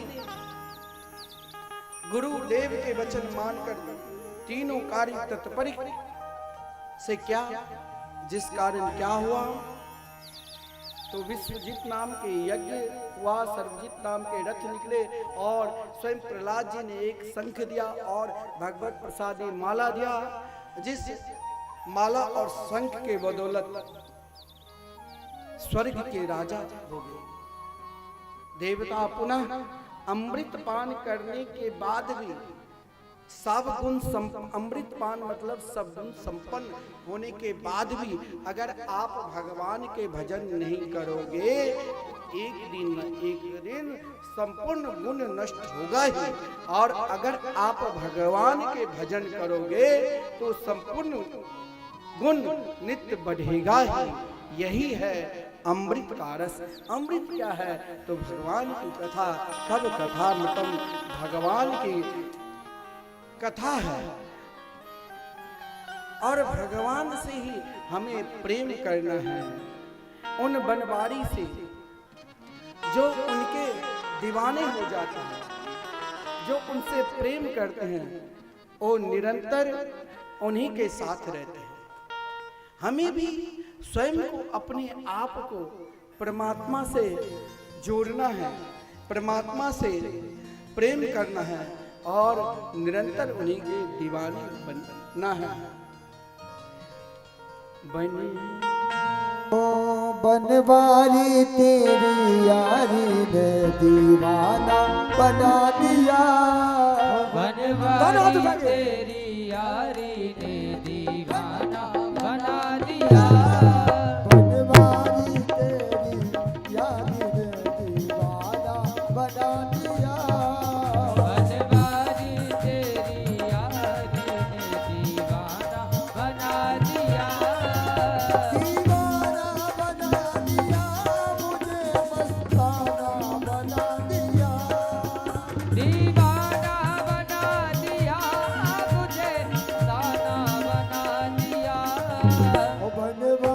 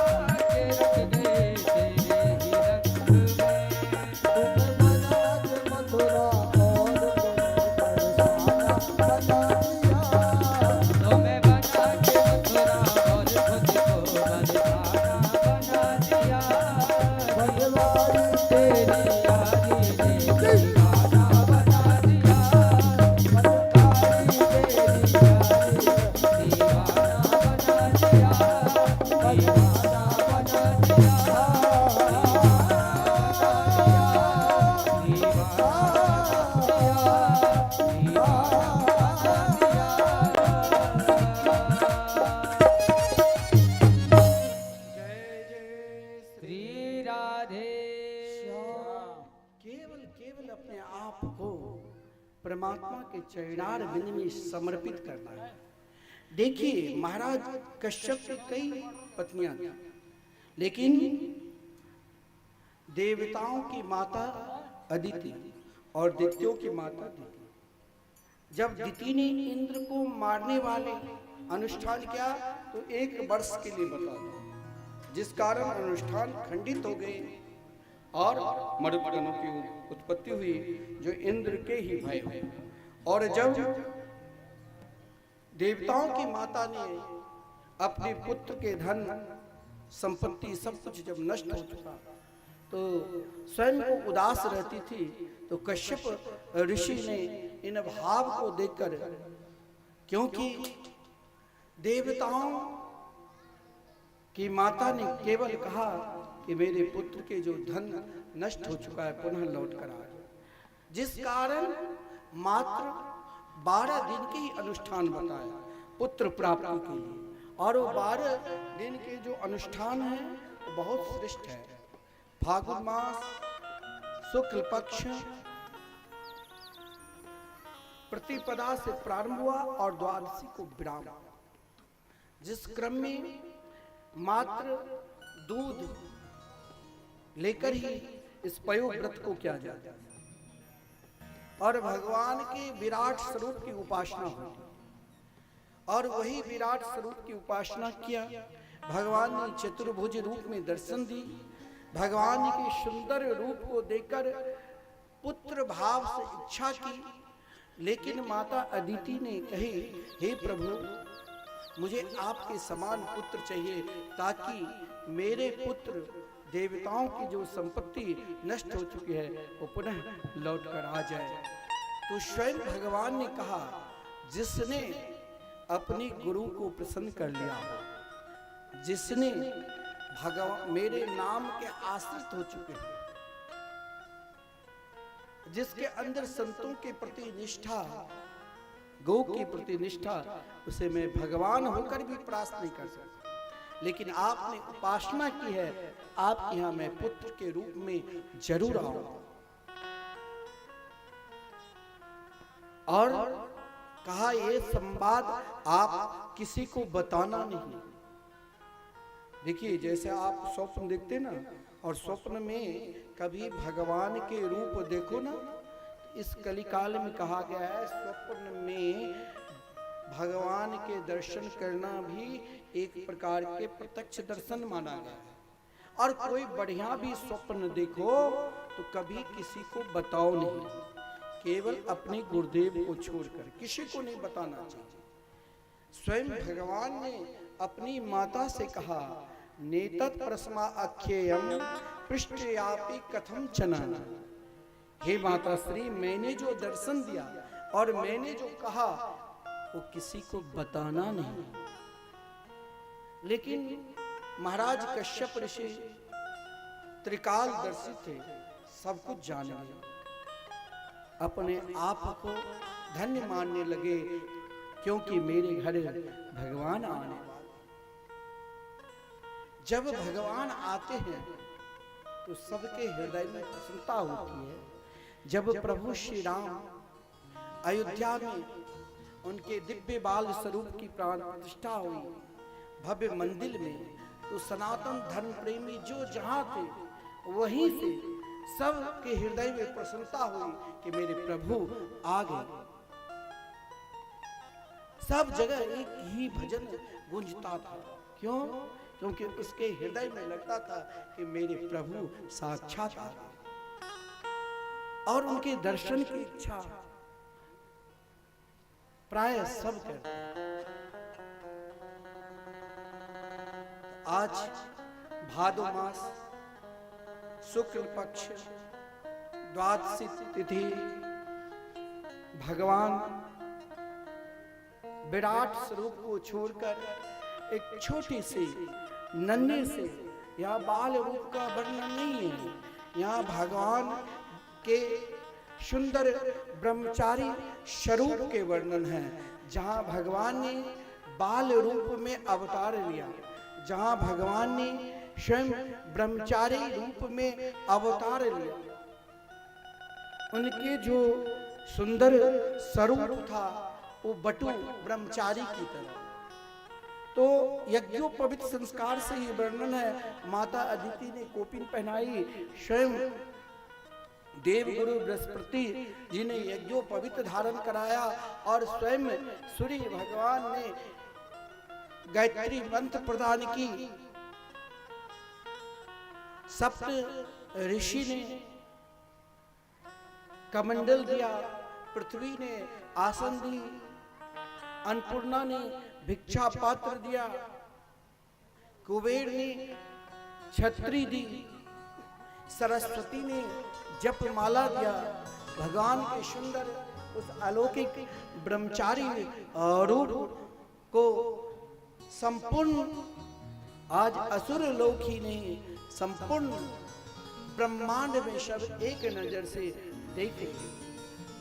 यज्ञोपवीत संस्कार के समय भगवान ने जब भिक्षा लिया और अपनी माता से भिक्षा लेकर गुरुदेव को समर्पित किया, तो गुरुदेव ने कहा कम है, तो कहा कि कहाँ जाऊं जहां बहुत मिलेगा। बोले नर्मदा नदी के पूर्वी तट पर राजा बलि ने 100 अश्वमेध यज्ञ करने का फल प्राप्त के लिए यज्ञ कर रहा है, आप वहां जाओ, उनके पास जो भी जाते हैं, जिस भाव से जाते हैं वही मिलता है। भगवान वामन राजा बलि के यहाँ जा रहे हैं भिक्षाटन करने के लिए। मार्ग में भगवान वामन के सुंदर रूप को देखकर सब नमन करते। इतना ही नहीं, जब उस पावन तट के निकट पहुंचे तो बीच में एक सुंदर नदी देखी। भगवान उस नदी को कैसे पार करे, तो एक महाराज ब्राह्मण देव भिक्षाटन करने के लिए जा रहे थे। बोले मुझे भी आप अपने साथ ले चलो। महाराज जब उन ब्राह्मण देव ने उनको सीधे अपने कंधे पर बिठा लिया और कंधे पर बिठा कर ले जा रहे थे, मार्ग में भगवान के सुंदर दिव्य अलौकिक रूप को देखा, वो अपने आप को धन्य हो गए। राजा बलि ने भी भगवान के स्वागत किया और स्वागत करके स्वयं अपने आप को धन्य मान रहे हैं कि आज स्वयं हरि ही वामन के रूप में आए हैं। आज इनका वामन का वेश अद्भुत है और आज सबके द्वार पर भगवान मांगने के लिए जाएंगे। हरि वामन का भेष बनाया, राजा बलि को छलने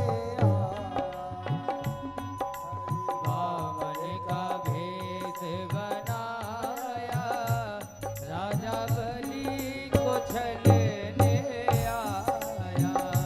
हरि वामन का भेष बनाया, राजा बलि को छलने आया। हरि वामन का भेष बनाया, राजा बलि को छलने आया।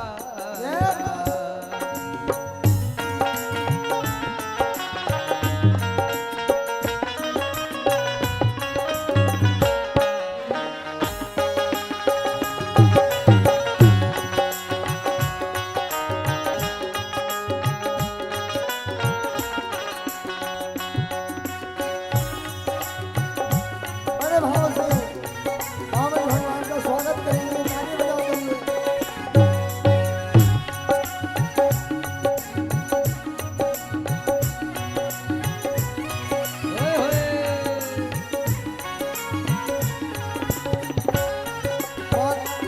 माथे तिलक सोए, सिर पे छत्र सोए। माथे तिलक सोहे, सिर पे छत्र सोहे। ओ माथे तिलक सोए, सिर पे छत्र सोए। माथे तिलक सोहे, सिर पे छत्र सोहे। हाथों में कमंडल लाया, राजा बलि को छलने आया। हाथों में कमंडल बुलाया, बलि राजा को छलने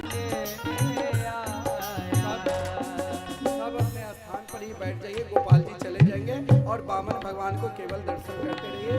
आज बहुत कथा की प्रसंग है। तन पे जने उधरे सिर पे ज्योति सोए तन पे जने उधरे सिर पे ज्योति सोहे चरणों में खड़ा वो सुहाया राजा बलि को चढ़े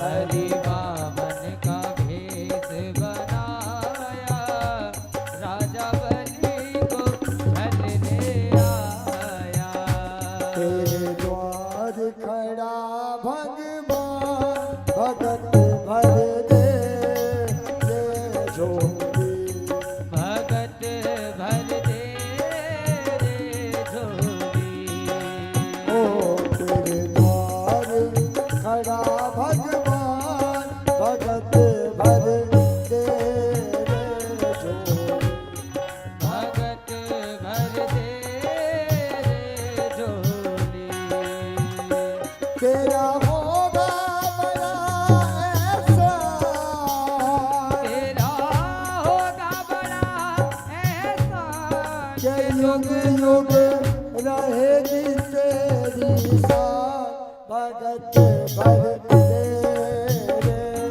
झोली भगत भर दे रे झोली तेरे द्वार खड़ा भगवान भगत भर दे झोली भगत भर दे रे झोली ओ डोल उठी सारी धरती देख ले डोला गगन है सारा ओ डोल उठी है तारी धरती देखने डोला गगन है सारा भीख मांगने आया तेरे दर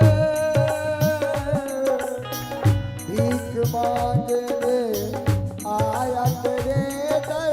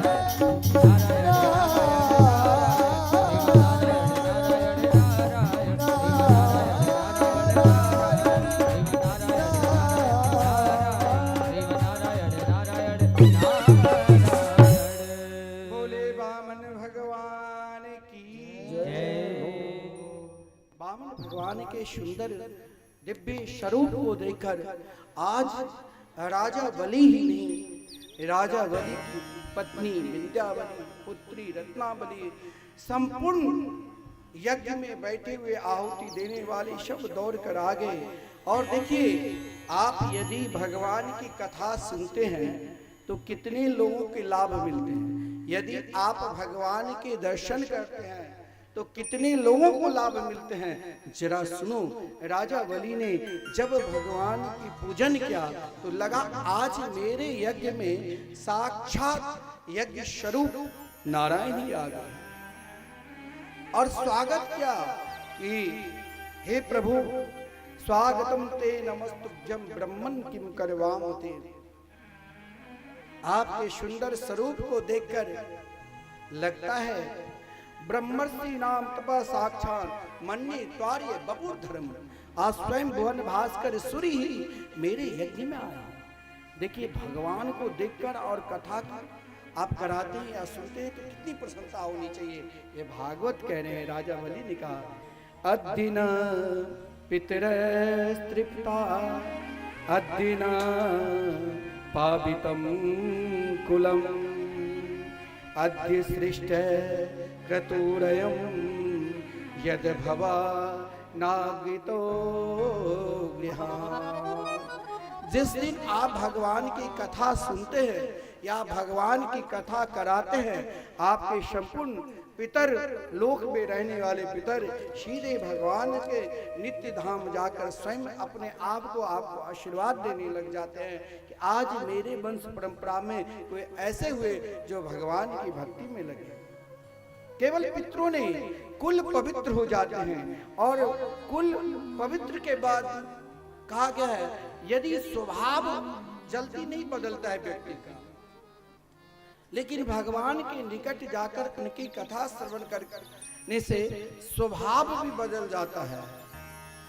पितर का कल्याण, कुल पवित्र, स्वभाव बदलना और स्वयं को स्वभाव नहीं, घर परम पवित्र हो जाते हैं जिस दिन हम भगवान के निकट जाते हैं और भगवान की कथा सुनते हैं। भगवान के सुंदर विलक्षण स्वरूप को देखकर राजा बलि ने कहा कि आज मुझे सर्वस्व देने की इच्छा हो रही है, यद यद बटो मांससी तत्प्रतीक्षा में।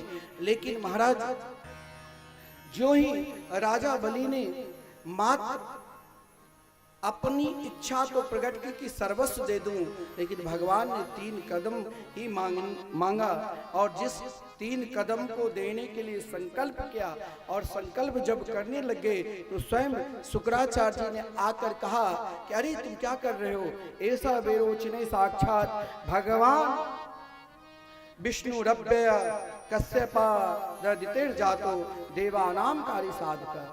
अरे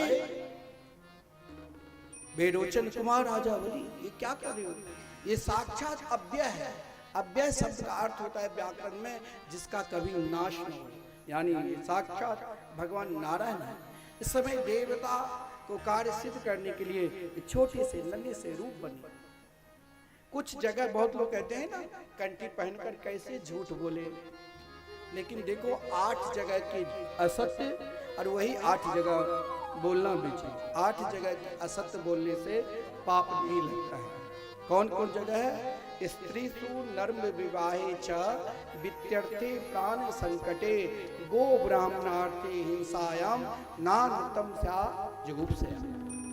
उल्टा स्त्री के मध्य में अशुद्ध बोलने से पाप नहीं लगता है। स्त्री सु हंसी मजाक में यदि हम असत्य बोलते हैं तो वो भी हमें पाप नहीं लगेगा, चाहे कितनी बार बोलो।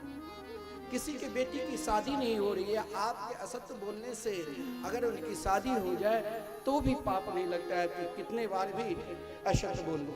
धन की रक्षा के लिए, धन को संभालने के लिए भी असत्य बोलना पड़ता है, यह भी पाप नहीं लगता है। किसी के प्राण संकट में हैं तो उन स्थिति में भी असत्य बोलने से पाप नहीं लगता है। गौ की रक्षा के लिए, ब्राह्मण की रक्षा के लिए और जहाँ हिंसा वृत्ति होती है, इन सब जगह असत्य बोलने से अगर कहीं किसी की हिंसा वृत्ति होती है और आप असत्य बोलने से अगर वो हिंसक जीव बच जाए तो असत्य बोलना चाहिए। लेकिन राजा बलि ने अभी तक तो कोई ब्रह्मचारी मानते थे, लेकिन जब कहा ये साक्षात भगवान हैं तब तो संकल्प के लिए तैयार हो गए। चाहे शुक्राचार्य ने श्राप दिया धन से अलग हो जाओगे, मानने के लिए तैयार हो गए, लेकिन अपना संकल्प नहीं छोड़ा। और जो ही संकल्प लिया, बहुत लोग कहते हैं उस टोटी में शुक्राचार्य जी प्रवेश कर गया जहाँ से जल निकलता था। भगवान ने कुशा से उस टोटी को साफ कर दिया, जिस कारण शुक्राचार्य की एक आंख चली गई। यहाँ एक भाव भी है गुरु शब्द, अगर कोई दान करते हैं तो आपको और प्रेरणा देना चाहिए और उत्साह देना चाहिए, खूब दान करो। और ये भी भाव है, अगर आप रुकते हैं तो अगला जन्म सूरदास होना पड़ता है, अंधा। और यदि गुरु कुछ सर्वदृष्टि होना चाहिए, उनके लिए बड़े छोटे सब बराबर है, सब के लिए उनके बराबर स्थान है। यह भी भाव है। भगवान को जिस समय प्रणाम किया, अब बाल स्वरूप से देखते देखते विराट रूप धारण कर लिया और भुजाओं से 10 दिशा को नाप ली। एक पैर से पृथ्वी लोक, दूसरे पैर से सीधे ब्रह्म लोक तक चले गए, जहाँ ब्रह्मा जी ने अपने कमंडलों के जल से स्वयं भगवान के चरण धोए, जो गंगा जी के रूप में आज हम सभी को मिल रहा है। और महाराज तीसरे कदम पर सीधे राजा बलि से कहा, अब तीसरे जगह कहाँ दोगे? और भगवान ने इतनी परीक्षा ली, उस समय हम लोग नहीं सीख सकते हैं। पहला परीक्षा लिया कि स्वयं जामवंत से कहा, जाओ संपूर्ण लोक में कह दो अब राजा बलि के राज में अब वामन की बात। गरुड़ जी से कहा, इसने असत्य बोला, इसे हथकड़ी और वेरिया में बांध। राजा बलि सिर झुका कर बैठे। ब्रह्मा जी ने भी स्तुति की, प्रहलाद जी ने भी भगवान की स्तुति की, और राजा बलि की पत्नी विंध्यावली ने स्तुति की। प्रभु आपने मेरे पति के ऊपर बहुत बड़ी कृपा की, क्योंकि ये जीवात्मा आप परमात्मा सभी को आप देने वाले हैं। और ये आपसे कहा, यद यद बटो वांछसी तत् प्रतीक्षा में, जो चाहिए वो आप हमसे मांग लो। राजा बलि ने भगवान की ही नाम का स्मरण किया, जिस कारण भगवान से कहा, हे प्रभु अभी धन नष्ट हुआ है, लेकिन धन के मालिक सुरक्षित है। और अपने तीसरे वचन को शत करने के लिए कहा, जिन चरणार बिंद को प्राप्त करने के लिए बड़े बड़े योगी यदि सन्यासी तरसते हैं, अब ये तीसरे चरणार बिंद आप मेरे मस्तक पर रखो। ये बात ज्यों ही कही, भगवान वहां निरुत्तर खड़े हो गए। कहा, मैं तुम्हें क्या दूं? नवधा भक्ति के आचार्य बना देता हूं, आत्मनिवेदन भक्त के आचार्य बना दिया। कहा, मैं तुम्हें और इस लोक से भी श्रेष्ठ लोक सुतल लोक देना चाहता हूं। फिर भी राजा बलि के हृदय में प्रसन्नता नहीं हुई। कहा, मैं अगला मनवंतर में तुमको इंद्र बनाऊंगा। फिर भी प्रसन्नता नहीं हुई। फिर भगवान ने कहा, तुम क्या चाहते हो? बोले, प्रभु आप यदि मुझे सुतल लोक भेज रहे हो तो वहाँ क्या विशेषता? कहा, वहाँ वामन द्वार देंगे। बोले, प्रभु मैं जिस द्वार से निकलूं, मैं निरंतर आपके श्री चरणों के दर्शन करते रहूं और मुझे कुछ चाहिए ही नहीं। है भक्त की भाव। हम जिस स्थिति में हैं, हम जिस परिस्थिति में हैं, हमें निरंतर अपने प्रभु को निरंतर याद करना है, निरंतर चिंतन करना है। मुझे एक पल भी, एक क्षण भी मुझे उनसे अलग नहीं होना है। वो मेरे लिए सर्वस्व है। और भगवान वामन के रूप में राजा बलि के साथ ही थे। एक रूप से उपेंद्र के रूप में रहा। वो तो महाराज देवर्षि नारद जी की प्रेरणा से लक्ष्मी जी ने राजा बलि को भय मानकर राखी बांधा। पुनः भगवान आए थे और एक रूप से इंद्र के छोटे भाई उपेंद्र के रूप में रहा। भगवान की लीला अति विलक्षण है। जब एक मत्स्य के रूप में अवतार लेकर राजा सत्यव्रत को संपूर्ण मत्स्य पुराण के उपदेश दिया। सूर्यवंश चंद्रवंश में अनेकों राजा हुए, जिन राजाओं की परंपरा में महाराज अम्बरीश भी हुए। और महाराज अम्बरीश भगवान के सबसे प्रिय भक्त थे, जो स्वयं अपना मन भगवान के चरणार बिंद में लगा दिया। बहुत लोग कहते हैं कि मन नहीं लगता है कैसे भजन करूं, मन नहीं लगता है कैसे पूजा करूं, मन नहीं लगता है कैसे ध्यान करूं। देखिए, मन लगाने के लिए महाराज अम्बरीश अयोध्या आदेश थे, लेकिन अपनी राजधानी को भूलकर, जिनकी राजधानी की सुरक्षा, बहुत लोग कहते हैं ना, हम कथा सुनने के लिए जाए तो घर द्वार के काम कौन करेंगे। आपके अंदर भगवान की कथा पर विश्वास नहीं है। अगर कथा पर विश्वास रहेगी तो भगवान किसी रूप में आकर सब कार्य करेंगे। महाराज अम्बरीश के, जो महाराज अम्बरीश की राजधानी में स्वयं भगवान अपने चक्र सुदर्शन को दे दिया था द्वारपाल के रूप में।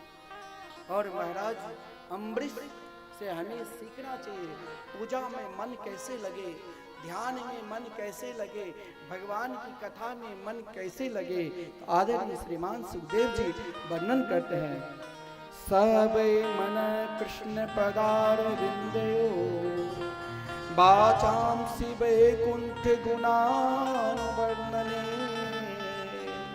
करो हरेर मंदिर मार्जनादिशो श्रुतिम चकार च्युत सत्यतोदय।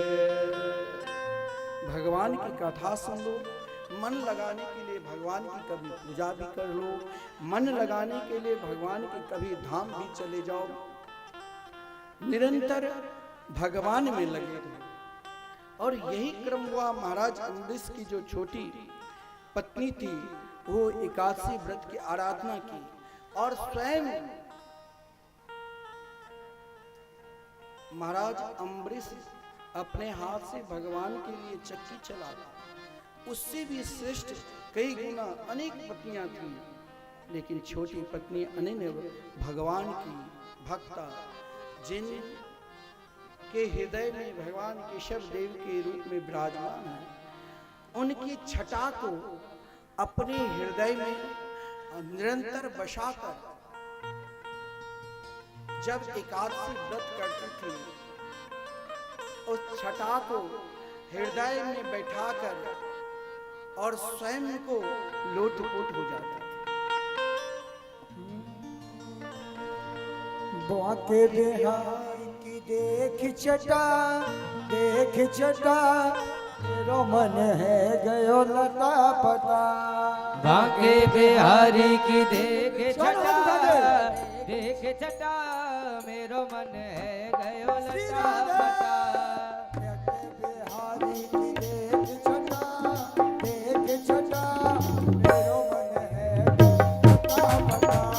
बांके बिहारी की देख छटा, देख छटा, मेरो मन है गयो लता पता। लता पता रे लता पता, लटा पटा एरी लटा पटा,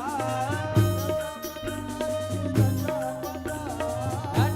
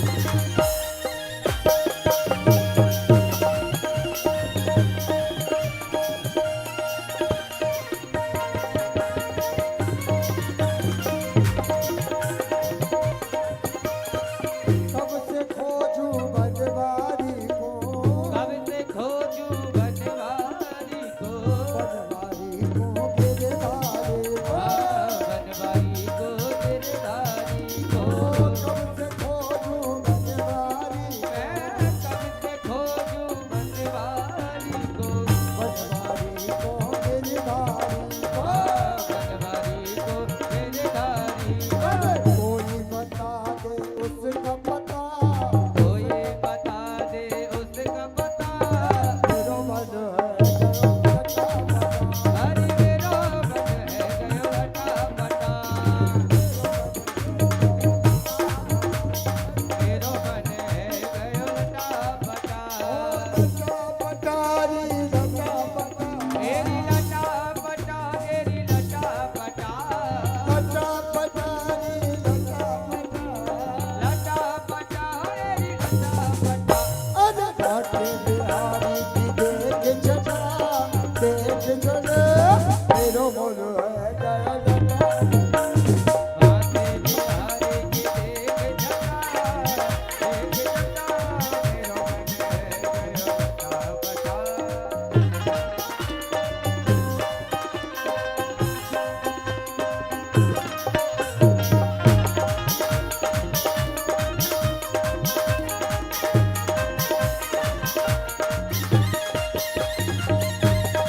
अरे बात बिहारी लाल की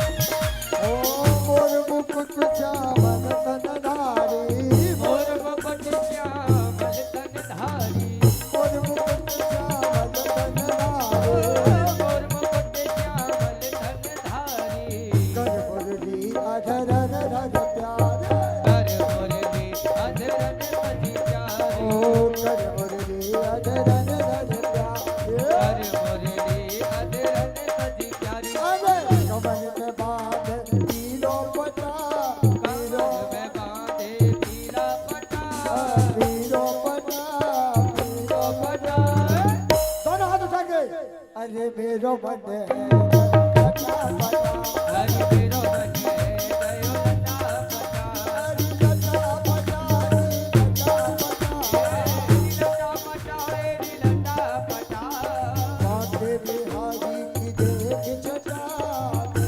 लटा है गयो लटा पटा हरि मेरो मन है गयो लटा पटा अरे मेरो मन है गया लटा पटा हरि मेरो मन है गयो लटा पटा और बात बिहारी लाल की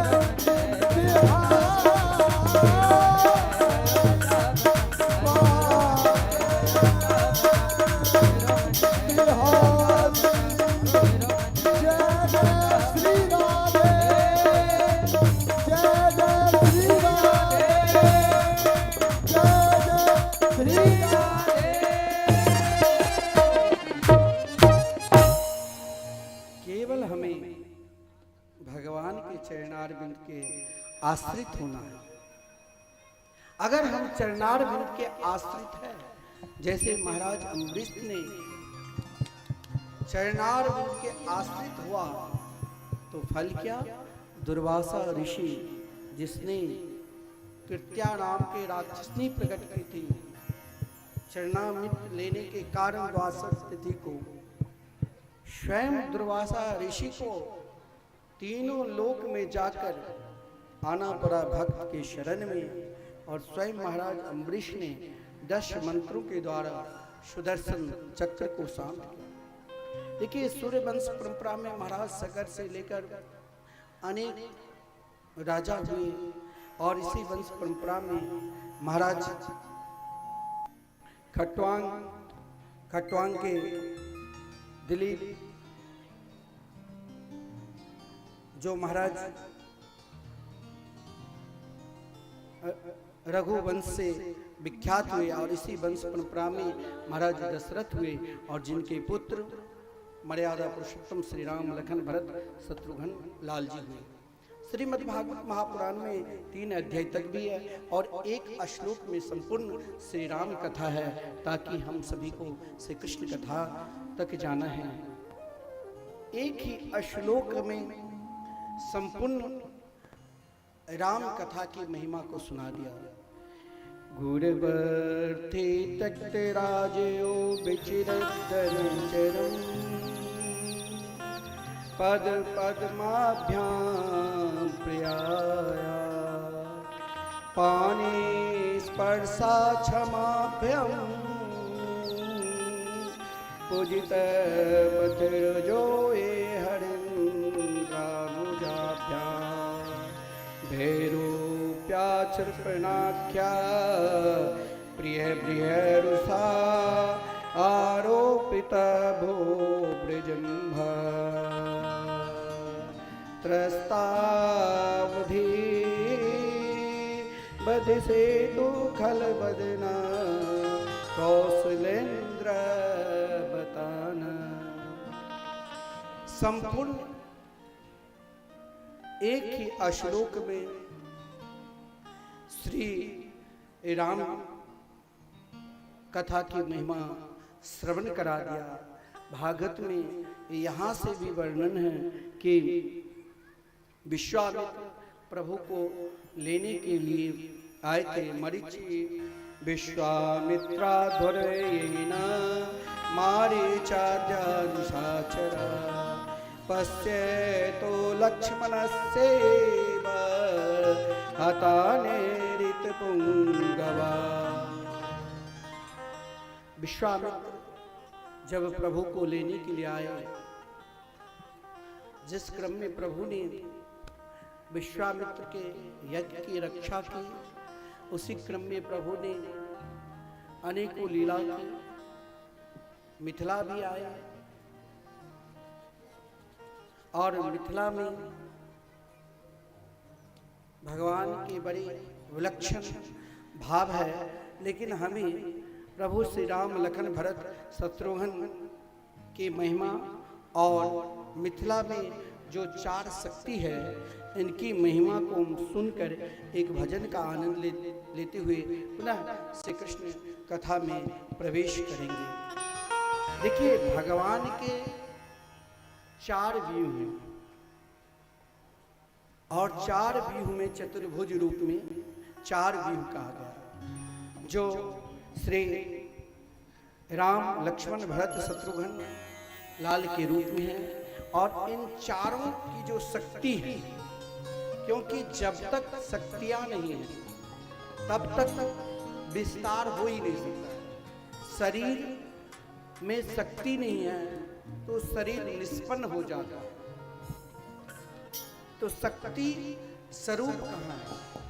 जैसे अयोध्या में श्री राम लला के मंदिर बने और वहाँ श्री राम लला विराजमान है, उसी प्रकार संपूर्ण मिथिलावासी भी आदरणीय प्रधानमंत्री जी से निवेदन किया कि मिथिला में भी जो शक्ति का भव्य मंदिर, क्योंकि मिथिला और अयोध्या दोनों का एक मिलन है, और वो मिलन क्या है? पुरोना धाम में एक विलक्षण श्री जानकी जी का भी मंदिर बने और विश्व के लोग मिथिला की पावन भूमि की दर्शन करने आए। जिस मिथिला की पावन भूमि पे आज भी भारत वर्ष के कोने कोने में अगर विद्वान को देखा जाए आईएएस ऑफिसर के, तो सबसे अधिक मिथिला की विद्वानों की खान है, क्योंकि यहाँ चारों शक्तियां श्रुतकीर्ति के रूप में, उर्मिला के रूप में और मांडवी के रूप में और स्वयं आदि शक्ति जगत जननी के रूप में यहाँ चारों शक्तियां विराजमान हैं। और राम राज्य की स्थापना जन जन में प्राणी मात्र को, जीव मात्र को राम चाहिए। और जब तक स्वयं राम से रमन नहीं करेंगे तब तक कृष्ण क्या है, आकर्षण आ ही नहीं सकता। क्योंकि राम और कृष्ण का यही अर्थ है। श्री राम शब्द का अर्थ है जो संपूर्ण प्राणियों में रमन करे, जीव मात्र में रमन करे, वही तो श्री राम है। और जो आकर्षति सर्वान जीवान, जैसा कृष्ण जो सभी को अपने तरफ आकर्षण कर ले, वही तो कृष्ण है। और जब आदि शक्ति से प्रेम जागृत होगा तब प्रेम की पराकाष्ठा क्या है, आह्लादनी शक्ति तब ही जीवन में मिलेगी। यदि प्रेम की पराकाष्ठा को समझना है, श्री कृष्ण लीला को समझना है, तो आदि शक्ति की लीला को भी जानकारी होनी चाहिए। तो जीवन में हमें श्री राम को प्राप्त करना है। अब राम को हम कैसे प्राप्त करें? 13,000 वर्षों तक पृथ्वी पर शासन किया है। सबकी उपासना भिन्न भिन्न है, सबकी आराधना भिन्न भिन्न है। मिथिला के उपासक कहते हैं कि मेरे प्रभु तो कोबर घर से कभी बाहर गए ही नहीं, वो तो युगल सरकार निरंतर अपने नित्य मोहन महल कोबर घर में। अयोध्या के रसिक जन उपासना करते हैं, मेरे राघवेंद्र सरकार तो अयोध्या से बाहर गए ही नहीं, वो तो राम लला के रूप में निरंतर साक्षात विराजमान है। ऐश्वर्यवान कहते हैं, असुर लोग कहते हैं, ज्ञानी लोग कहते हैं, योगी लोग कहते हैं, ऋषि मुनि कहते हैं कि मेरे राम तो वन में आए और वन में मैंने अपने प्रभु को दर्शन किया, अपने गुरुदेव को दर्शन कराया। असुर लोग कहते हैं मैंने राम को उन शक्ति की कृपा से असुर लोक में ले आया। राम तो सबके हैं, राम किसके नहीं है, जीव मात्र के से राम है। हमें भी श्री राम को प्राप्त करना है। तो कैसे प्राप्त करें, किस प्रकार प्राप्त करें? तो क्यों नहीं श्री राम के छोटे भाई श्री शत्रुघ्न लाल जी की शरण में जाए। क्यों जीवन में श्री राम के निकट कौन नहीं जाने देता है? आज सनातन धर्म के द्रोही मलिक से ज्यादा कोई ऐसा भी व्यक्ति छुपे हैं। अभी आप सुना होगा, अभी जो किसान आंदोलन चल रहे हैं उसमें कोई किसान नहीं है। किसान क्या ये शब्द बोल सकता है कि प्रधानमंत्री श्री राम मंदिर बनाए और उनके प्रभाव बहुत हो चुके हैं, उसे मुझे कम करना है, इसीलिए आंदोलन है। किसी ने कहा प्रधानमंत्री को मारना है, इसीलिए आंदोलन है। उन मूर्खों को ये पता नहीं जिसके पास संपूर्ण शक्तियां विराजमान हैं, उसे तुम जैसे कुछ लोग क्या बिगाड़ लोगे। जिसने अपने जीवन में श्री राम को प्राप्त से पूर्व शत्रुघ्न को प्राप्त कर लिया, उसे तुम क्या बिगाड़ लोगे? यही तो हमारे सनातन धर्म है। और क्या है? श्री राम को प्राप्त करना है। बस मैं श्री राम लखन भरत शत्रुघ्न की विशेषता बताकर फिर वहीं चलेंगे जहां आप इंतजार कर रहे हैं। कुछ देर आनंद भी तो लीजिए, झांकी भी दर्शन करेंगे खूब। आज सब नाच लेंगे, आज किसी को मना नहीं है। आप लोग तो बैठे रहते हैं और हमारे जो श्री राम मोहन चौधरी जी के जो के बालक है, बार बार झांकी लगाओ, कुदाओ, अरे कथा सुन रहे हो। जब वो आते हैं तब तो तुम लोग ताली बजाना भी छोड़ देते हो। अभी कोई कार्यक्रम हो जाए तो एकदम सब ठुमका लगा लगा कर नाचने लग जाओगे। क्यों? क्योंकि अभी आपके हृदय में राम नहीं। लेकिन हम आपके श्री राम को प्राप्ति के लिए साधना बता दो। क्या? तो पहले शत्रुघ्न को प्राप्त करना। क्या? तो गोस्वामी जी वर्णन करते हैं, जाके सुमिरन तेरी पूना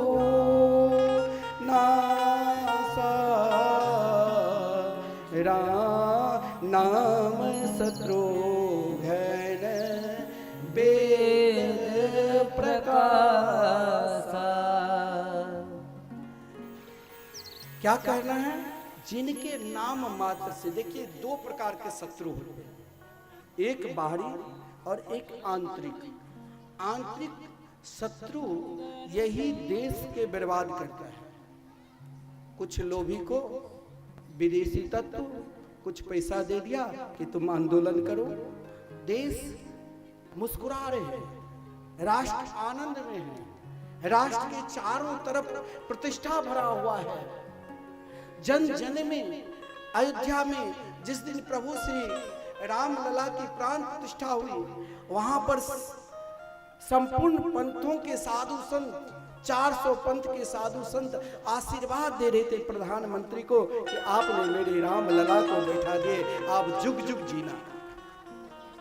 और एक ऐसा भी है जो उनके मारने के लिए नए नए योजना बनाते हैं।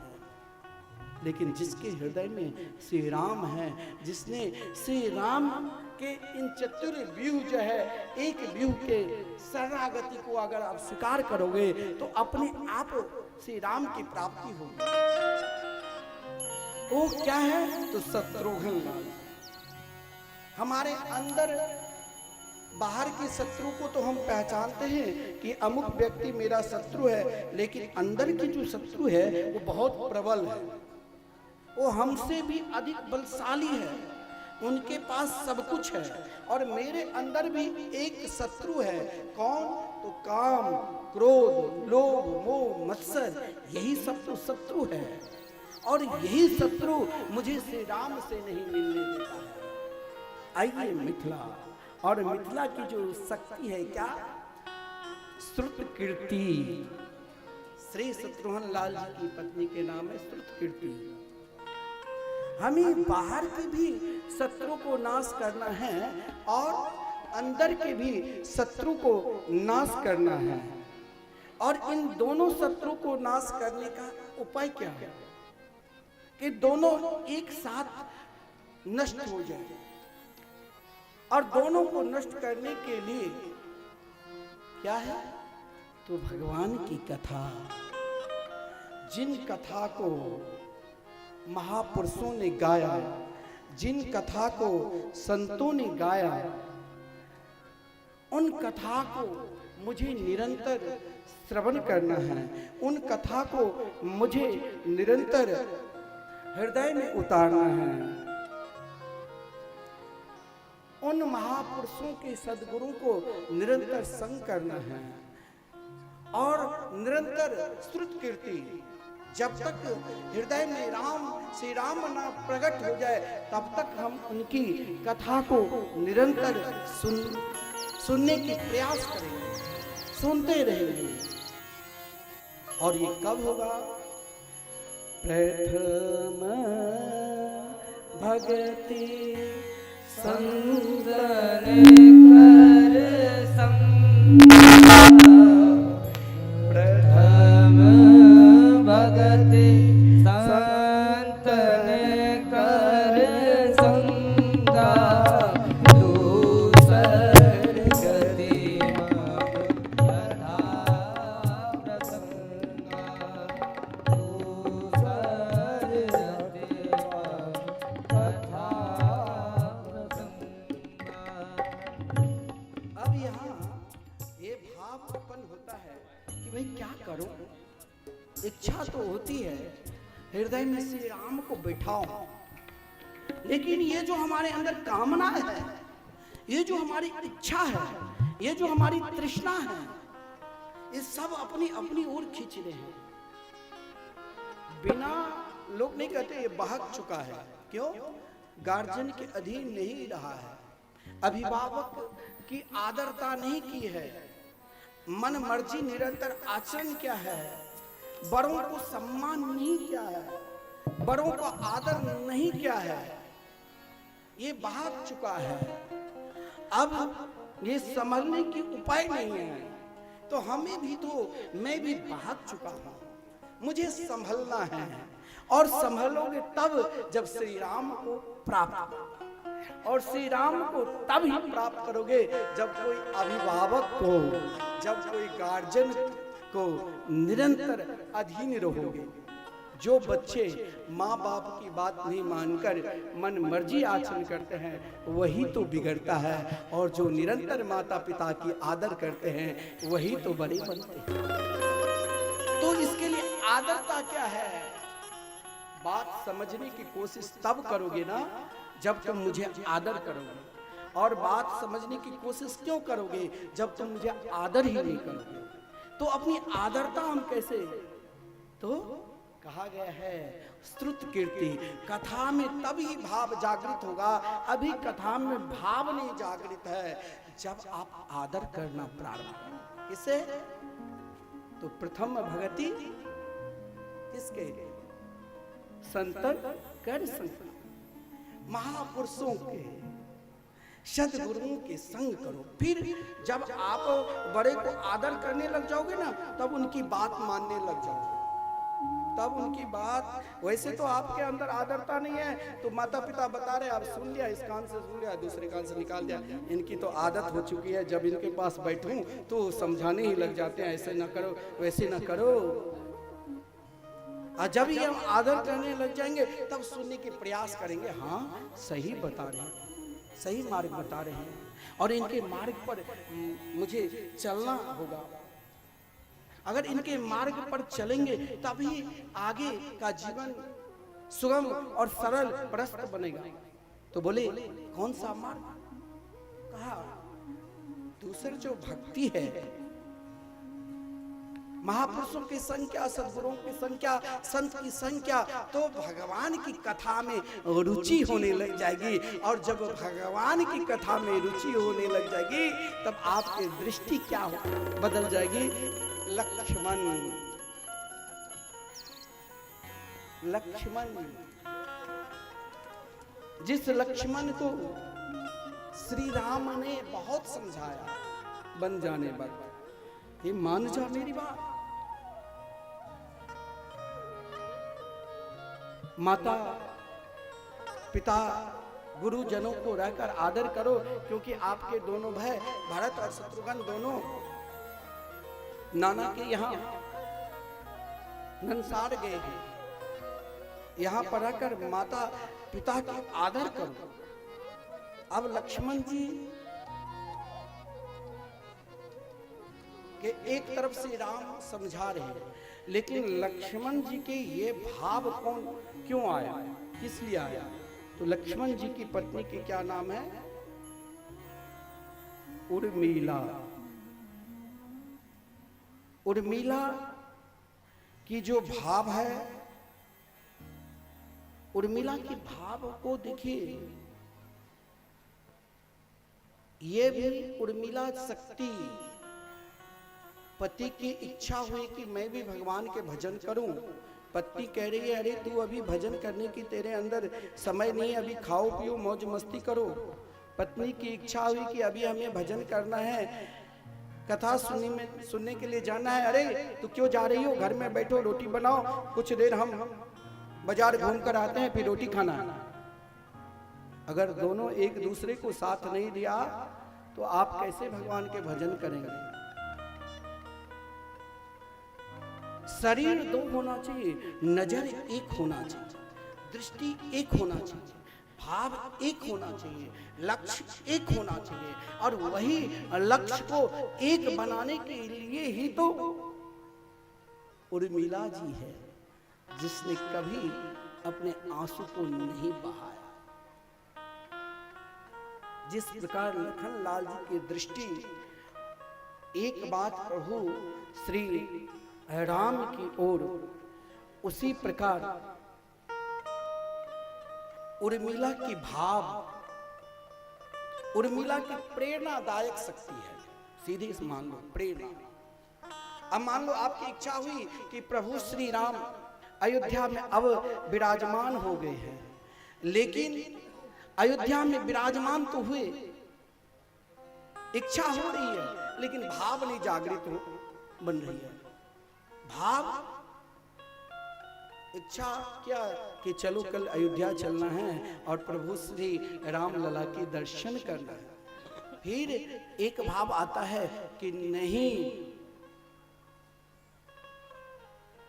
अभी ना जाओ, काफी भीड़ होगी, रोज 2 लाख 4 लाख लोग रोज दर्शन करते होंगे, कहाँ कुछ दिन के बाद जाऊं। कुछ इसी प्रकार सोचते सोचते बरसों निकल जाते हैं। लेकिन हमारी शक्ति उर्मिला शक्ति है, तो एक ही दृष्टि करेंगे, ए राम ही तन है, राम ही मन है, ऐसे राम ही धन है, इनके सिवा और कुछ है ही नहीं, यही सब कुछ है। तुम जाओ श्री राम के दर्शन करने के लिए, हम तेरे साथ हैं, हम निरंतर तुम्हारी पूजा करते रहेंगे। ये है शक्ति,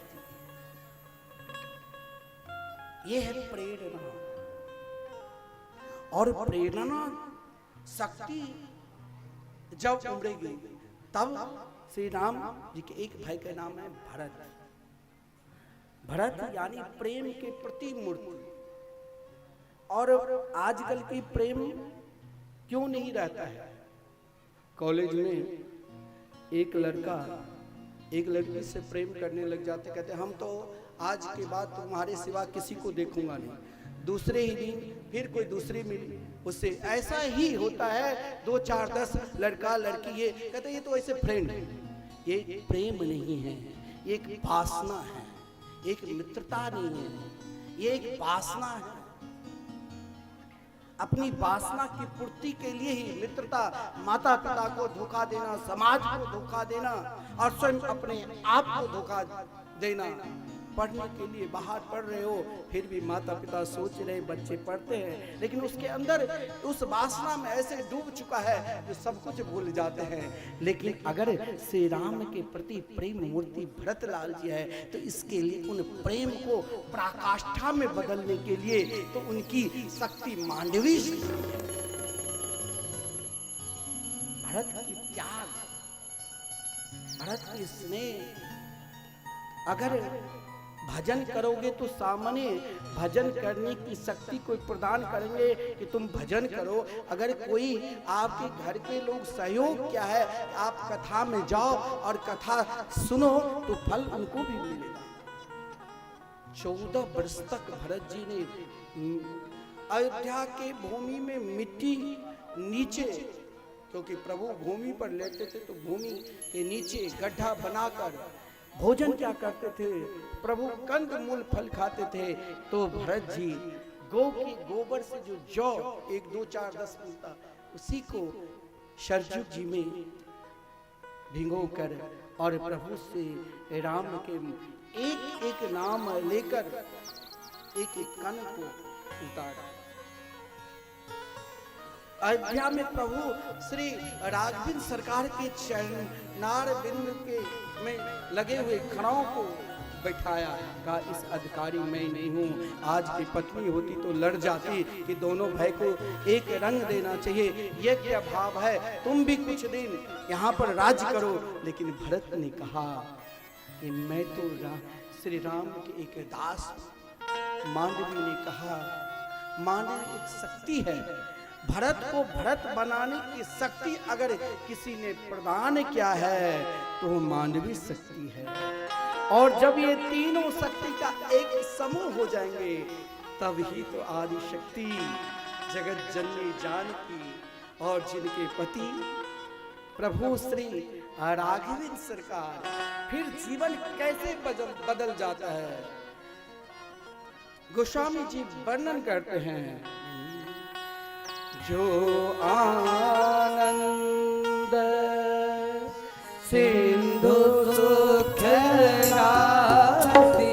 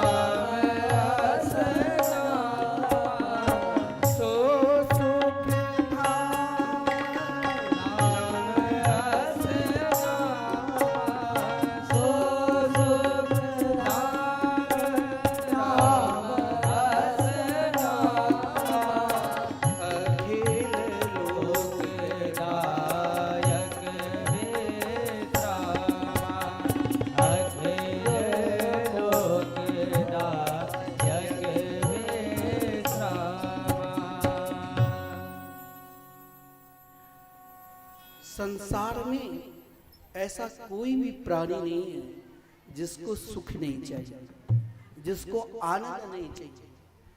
चींटी को भी आनंद चाहिए और ब्रह्मा को भी आनंद चाहिए। तो प्रभु श्री राम ने विचार किया कि सर्वोपरि आनंद कहाँ है? उनके मंगलमय नाम में। और संसार अगर आपके अंदर आदि शक्ति जगत जननी जानकी की कृपा नहीं है तो आनंद आप स्वयं अपने आप में घर परिवार सके संबंधी में ढूंढ रहे हैं। तो भगवान ने सभी को आनंद दिया। जो आनंद के सागर है तो एक छटा बूंद इन त्रिलोकी में दे दिया तो सब उस आनंद को ढूंढ रहे हैं। परंतु जो सीधे श्री सीताराम यानी आदि शक्ति के साथ श्री राम के सहारा ले लिया, उसने संपूर्ण आनंद को प्राप्त कर लिया। आदरणीय श्रीमान सुखदेव जी महाराज परीक्षित को श्री कृष्ण कथा की ओर ले जा रहे थे, क्योंकि समय का भी ध्यान रखना पड़ेगा। हम भी प्रभु श्री राम के एक सुंदर दिव्य भजन के आनंद लेंगे और फिर सीधे श्री कृष्ण कथा की ओर चलेंगे। सजा दो घर को गुलशन सा मेरे प्रभु राम सजा दो घर को गुलशन सा मेरे सरकार आए हैं। को गुलशन सा मेरे सरकार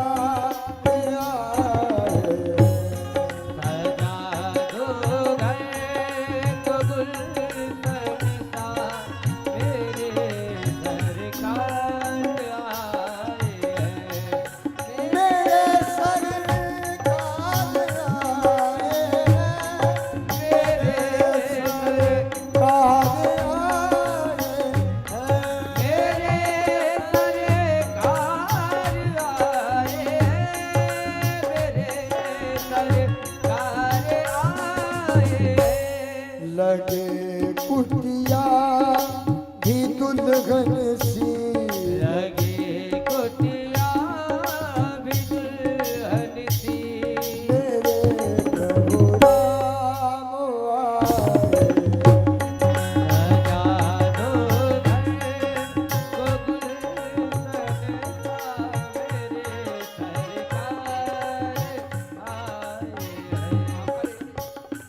हमारे गोपाल जी ब्रजवासी है तो कहा एक बधाई तो सुना दो प्रभु श्री राम।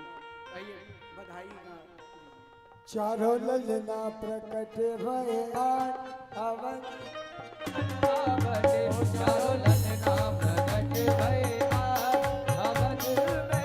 ओ लड़ुआ बटे सखी लड़ुआ बटे लड़ुआ बटे आज लड़ुआ बटे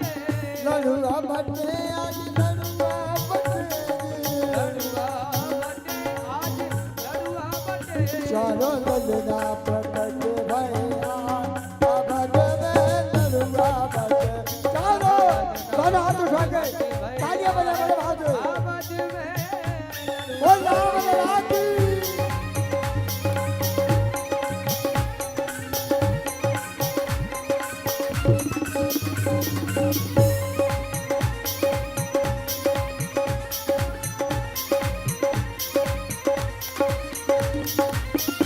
राम राती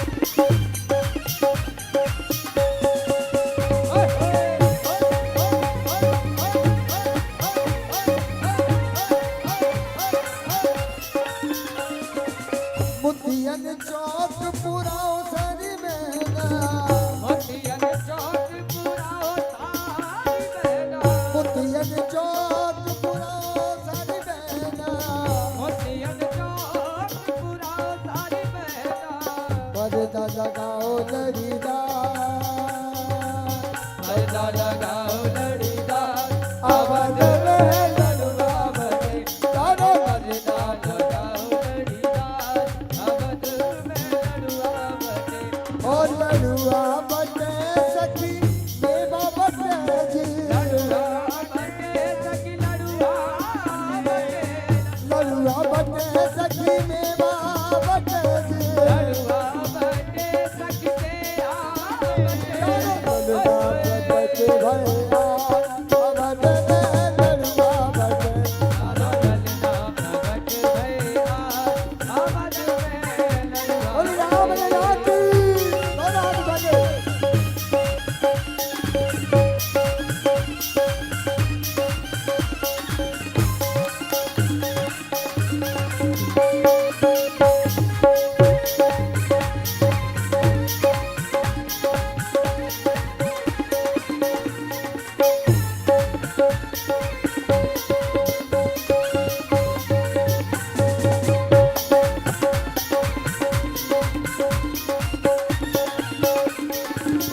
गैया के दूध की खीर बनाओ खीर बनाओ देखो खीर बनाओ गैया के दूध की खीर बनाओ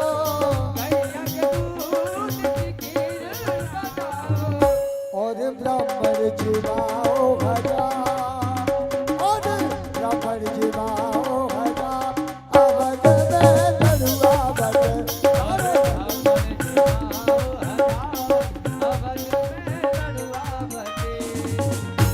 राजा दशरथ जू के द्वार बधाई बाज गए बधाई बाज ओ बाज रही सखी बाज गई बाज रही सखी बाज रही राजा दशरथ जू के द्वार नौबत बाज गए राजा दशरथ जू के द्वार नौबत बाज गए राजा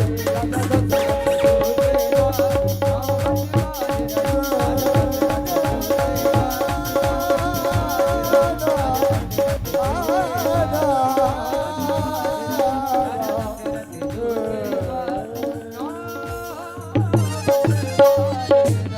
बोले राघवेंद्र सरकार की जय हो, श्री युगल सरकार की जय हो। चंद्रवंश परंपरा में भी अनेक राजा हुए।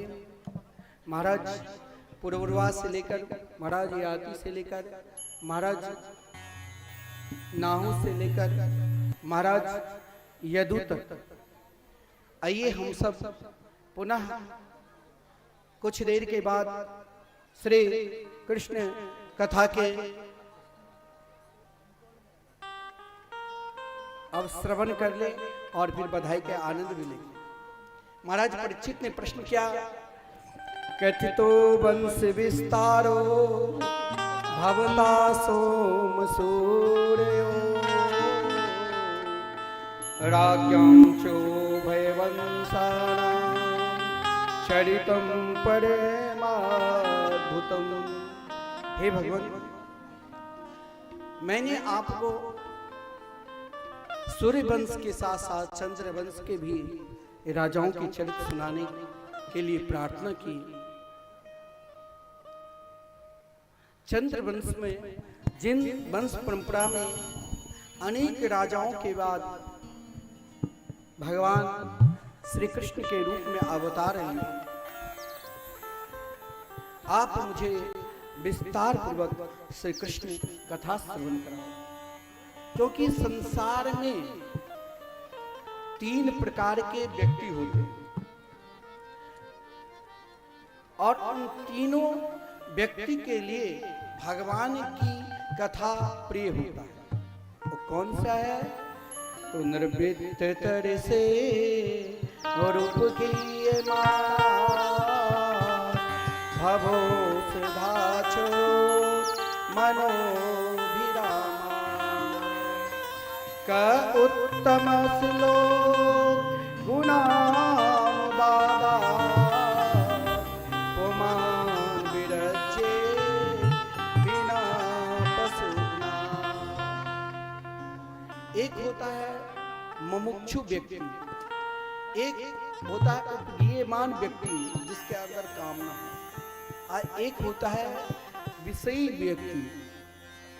लेकिन भगवान की कथा सबके लिए प्रिय है। आप कहोगे कि भगवान यदि अवतार लेते हैं तो उनके अवतार के अभिप्राय केवल असुर को समाप्त करना, या जब जब पाप बढ़ता है तभी भगवान अवतार लेते हैं। अगर पाप बढ़ने से ही भगवान अवतार लेते तो निरंतर पाप होता है और निरंतर भगवान को अवतार लेना चाहिए। ऐसा नहीं है। हर युग में भगवान देखते हैं इन भक्तों की क्या जरूरत है। कभी श्री राम के रूप में, कभी श्री कृष्ण के रूप में, तो कभी कल के रूप में भी अवतार लेने वाले हैं।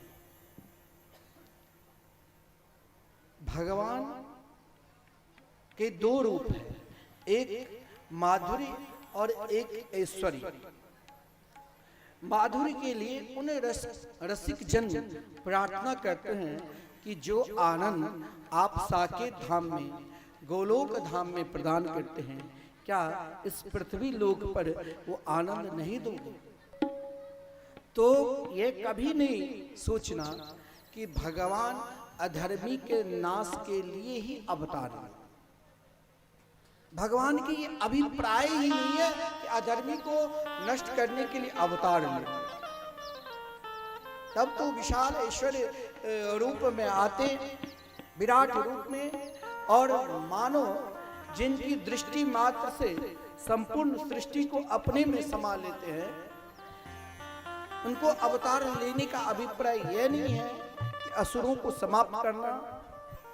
उनके अवतार लेने का यह अभिप्राय है कि भक्तों के हृदय में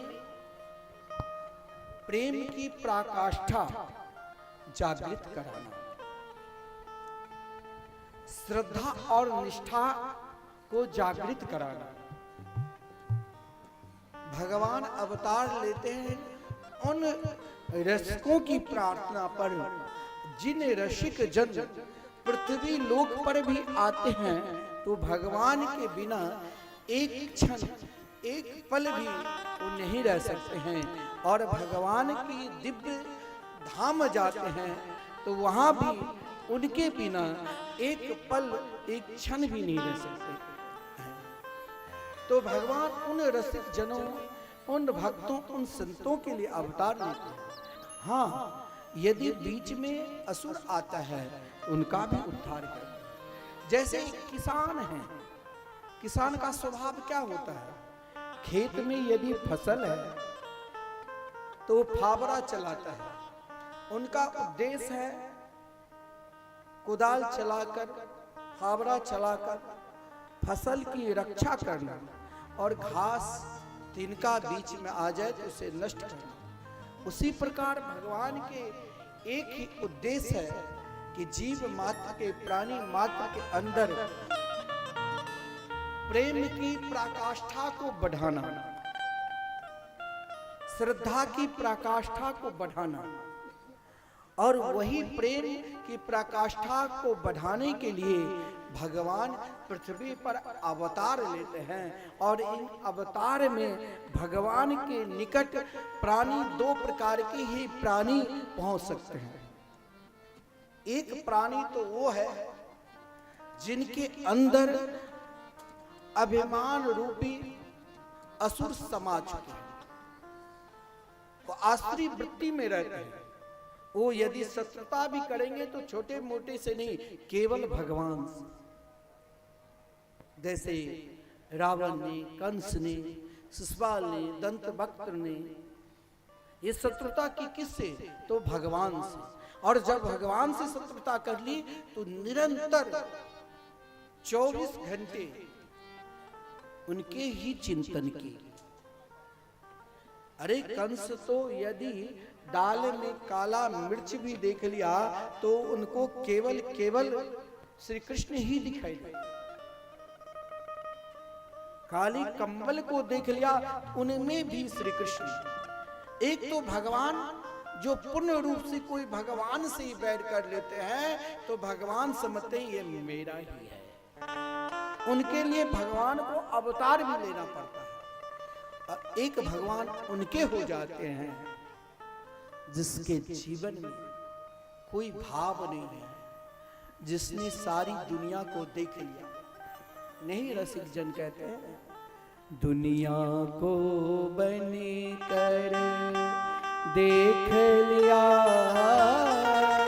श्यामा को बनी कर देख जरा,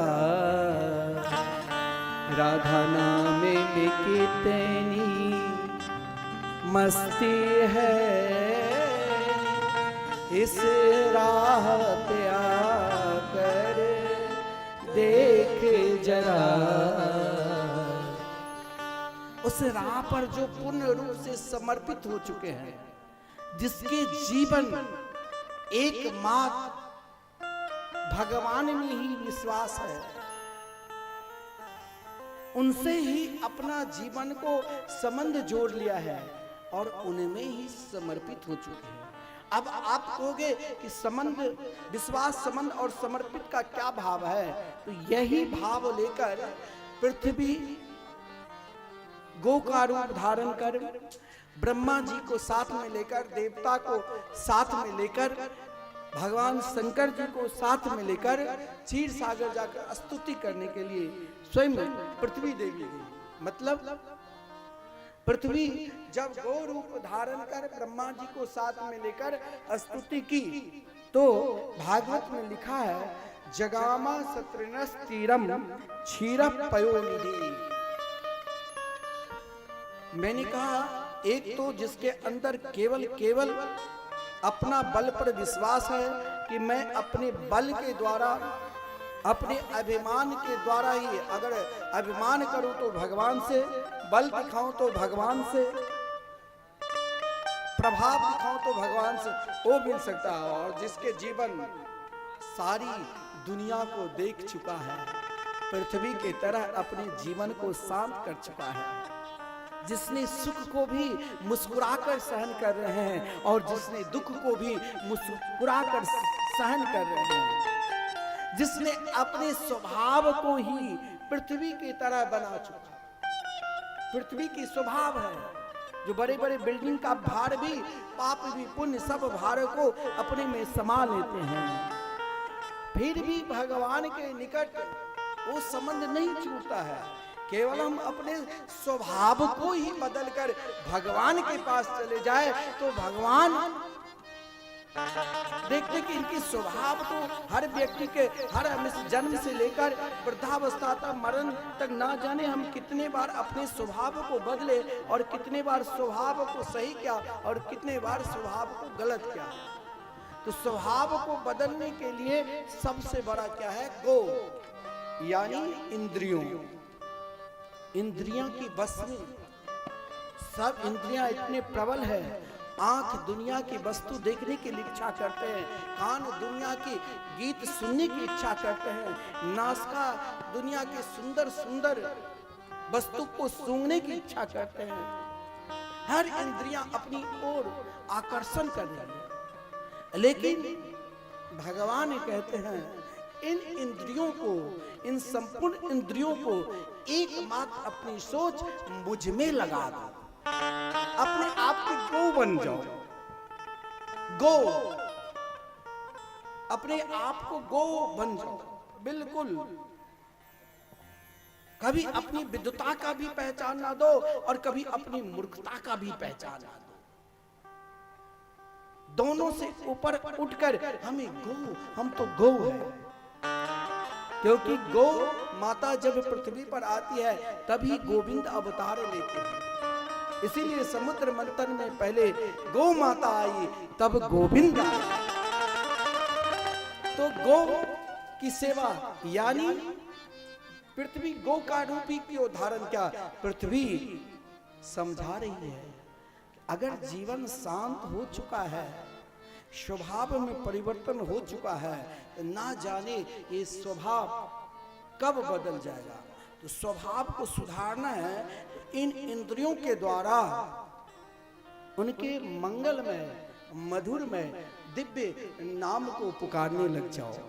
और जब नाम को पुकारोगे, जिन नाम की पुकार ब्रह्मा, शंकर, इंद्रादि संपूर्ण देवता करते हैं, भगवान निम्बार्काचार्य जी ने अपने वेदांत 10 श्लोकी में कहा, नान्या गति कृष्ण पदार विंदात समदृश्यते ब्रह्म शिवादि वंदितात भक्ते क्षयोपात सुचिंत विग्रात अचिंत सत्ते और अविचिंत शास्त्र। इन इंद्रियों को परमात्मा के चरणारविंद में रखना है।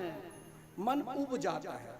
अधिक दिन आप चले जाओ जनकपुर महल में हो तो भी होगा कि आप थोड़े दिन घर जाओ, वृंदावन जाओगे तो होगा कि आप घर लौट कर जाओ, अयोध्या जाओ तो आप प्रभु के दर्शन कर लिया, घर लौट कर जाओ। तो ये मन जब उबने लग जाता है तो भगवान ने सोचा अब क्या करूं?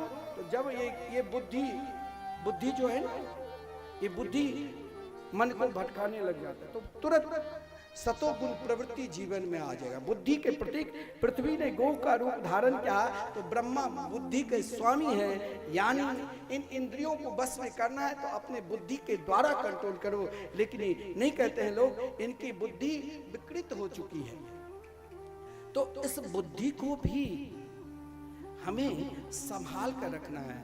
तो सतोगुण के द्वारा देवता, यानी हम देवता के दर्शन नहीं कर पाते हैं, देव स्वरूप साधु संत महात्मा भगवान के भजन करने वाले, उनके संग करो, उनके साथ रहो।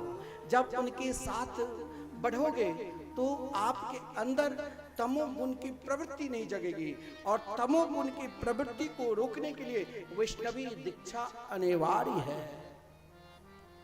तमोगुणी भोजन छोड़ना पड़ेगा, सतोगुणी से रहना पड़ेगा, सात्विक प्रवृत्ति से रहना पड़ेगा। जीवन में सात्विकता भाग लाना चाहते हो, इसके लिए एक ही उपाय है, वैष्णवा नाम यथा संभो, वैष्णवों का संग करने लग जाओ। महात्मा साधु संत वैष्णवों की संग करने से जीवन में तमोगुण की प्रवृत्ति नहीं बनता है। इसीलिए पृथ्वी ने गौ रूप धारण कर ब्रह्मा जी को साथ में लिया, ब्रह्मा जी ने देवता को साथ में लिया, देवता ने भगवान शिव को यानी शंकर जी को साथ में लिया। जीवन में वैष्णवता को जितने आगे बढ़ाओगे उतने ही जल्दी भगवान आपके निकट आएंगे। और उस भाव से जब भगवान की प्रार्थना करोगे तो जरूर उन प्रार्थना को सुनकर दर्शन देंगे, और जो आपके भाव है वो भावों के फल देंगे।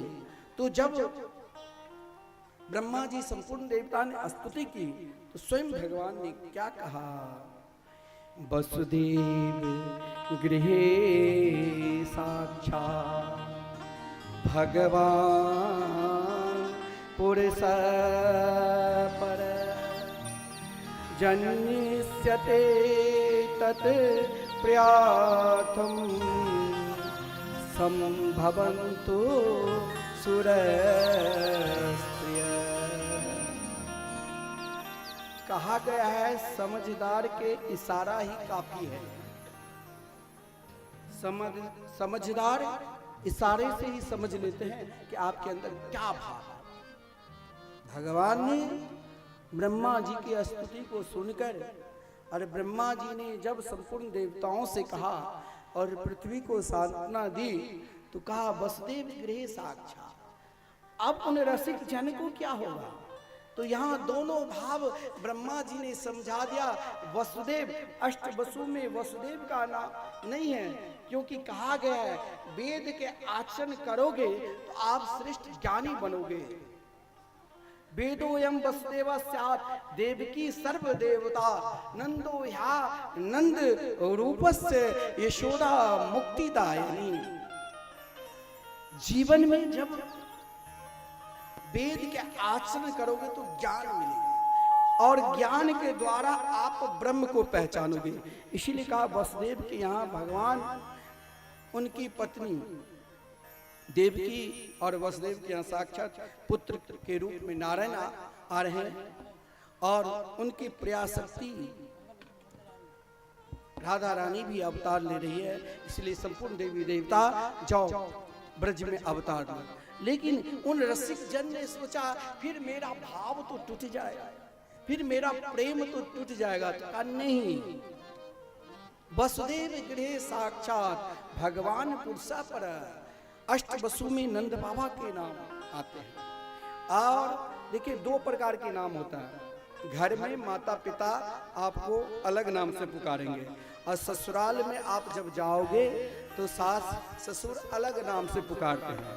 तो यशोदा जी के एक नाम हरिवंश पुराण के आधार पर न गृहम गृह मिथ्या हो गृहिणी गृह विमुच्यते। गृह यानी यशोदा और गृह यानी देवकी। यशोदा के भी एक नाम हरिवंश पुराण में लिखा हुआ है देवकी। वहां भगवान साक्षात अवतार में तत्प्रियार्थम प्रयाशक्ति राधा रानी वृंदावन को छोड़कर क्यों नहीं गई श्री कृष्ण के साथ, क्योंकि वो आह्लादनी शक्ति है।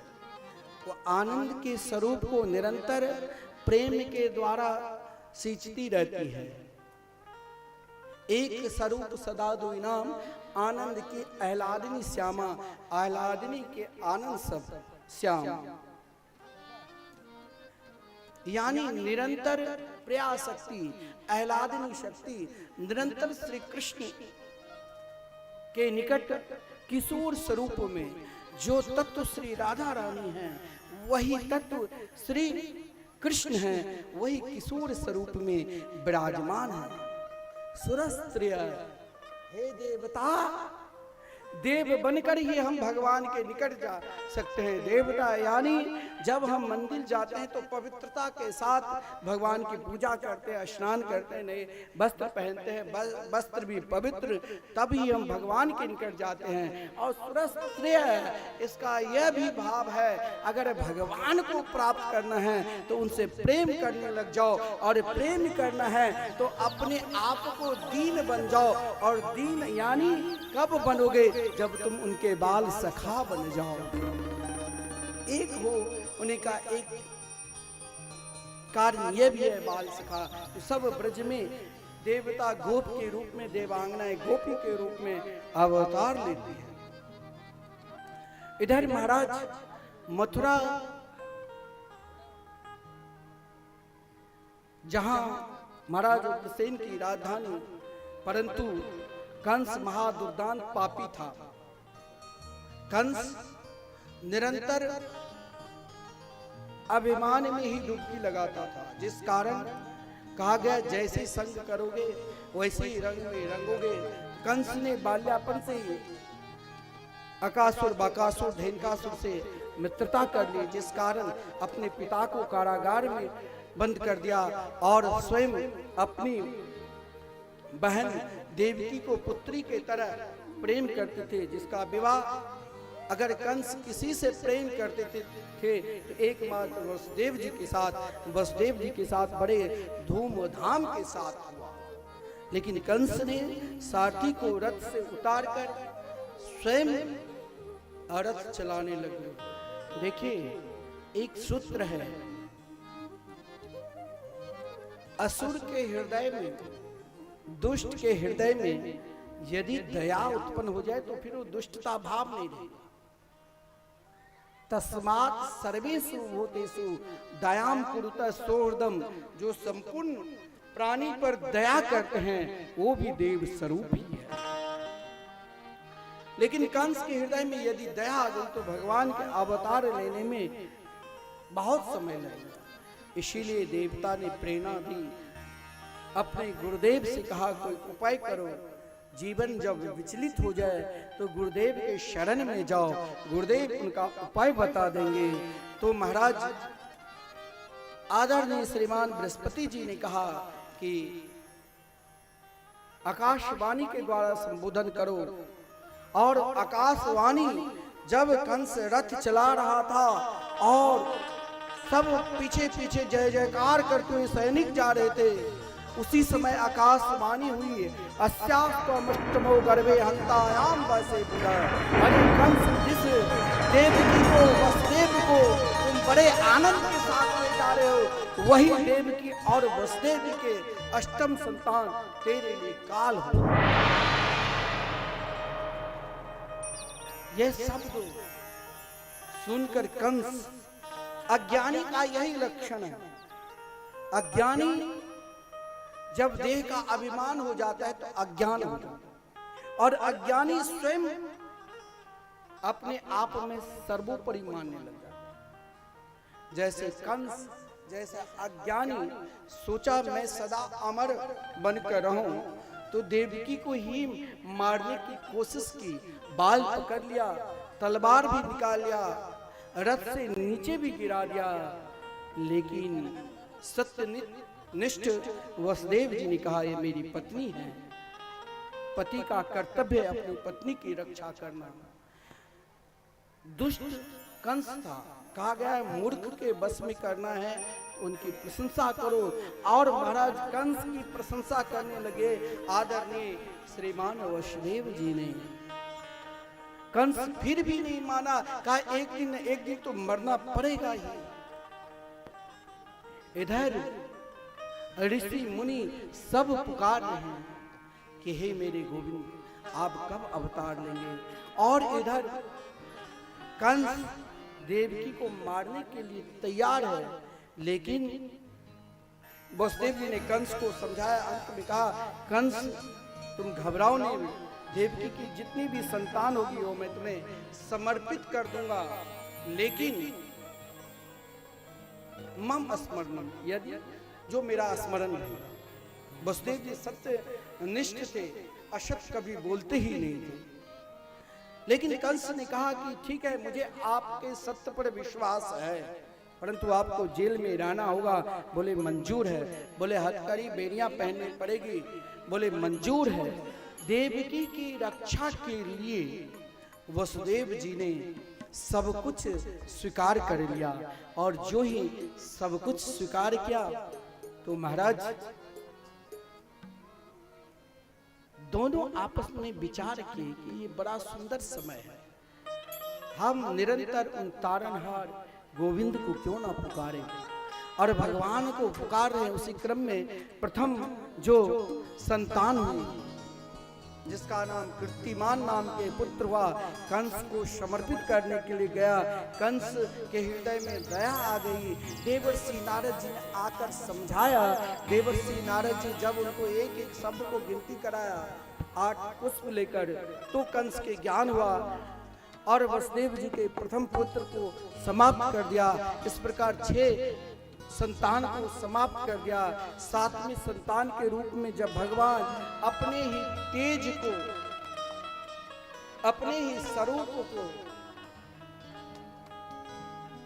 श्री बलराम जी के रूप में शेष भगवान को आदेश दिया, आप भी अब अवतार। 7वें संतान जब देवकी के गर्भ में प्रवेश करते हैं तो 7वें संतान कोई और नहीं है, 7वीं संतान जो रामा अवतार में श्री लखनलाल जी ने प्रभु श्री राम की सेवा की, तो भगवान ने वचन दिया था कि कृष्णा अवतार में मैं तुम्हें बड़े बनाकर भेजूंगा। क्यों बड़े बनाया? इसीलिए देखिए, आप किसी के निकट सेवा भाव से ही जा सकते। मेघनाद को वही मार सकता था जो 14 वर्ष निद्रा और नारी को परित्याग कर चुके हैं, लेकिन लखनलाल जी 14 वर्ष निद्रा, नारी और भोजन भी त्याग दिया था। जब प्रभु श्री राम ने रावण को उद्धार करके अयोध्या आए और राज्याभिषेक हुआ, आदरणीय श्रीमान वशिष्ठ जी ने 56 प्रकार के व्यंजन प्रभु श्री राम के निकट रख दिए कि प्रभु आप इसे अब ग्रहण करो, ताकि लखनलाल जी आज तक भोजन नहीं किए हैं। प्रभु श्री राम ने कहा, मैं मानता हूँ इसने निद्रा 14 वर्ष नहीं लिया, निद्रा नारी को त्याग दिया, परंतु इसने तो जब मैं कंदमूल फल खाता तो लखनलाल को भी समर्पित करते। बोले नहीं, आज तक भूखे हैं। लखनलाल को बुलाया गया। लखनलाल जी ने कहा, सेवा से जब आपके हृदय में प्रेम उत्पन्न हो जाएगा, सेवा निष्ठ हो जाओगे, तब पता नहीं चलेगा कि समय कैसे निकल गया, फिर पता बिल्कुल नहीं चलेगा। लखनलाल जी प्रभु श्री राम की सेवा में अहर निशम एक पल भी, एक क्षण के लिए भी अलग नहीं होते। अगर फल खाने के लिए भी बैठते तो समय लगता, इसीलिए वो दोना का फल प्रसाद महेंद्रगिरी पर्वत पर भेज दिया और कहा कि जब मैं अयोध्या लौट कर आऊं तब पुनः तुम मेरे पास आ जाओ। महेंद्रगिरी पर्वत पर जहां परशुराम जी निरंतर विराजमान रहते हैं, वही महेंद्रगिरी पर्वत पर वो फल सुरक्षित रहा।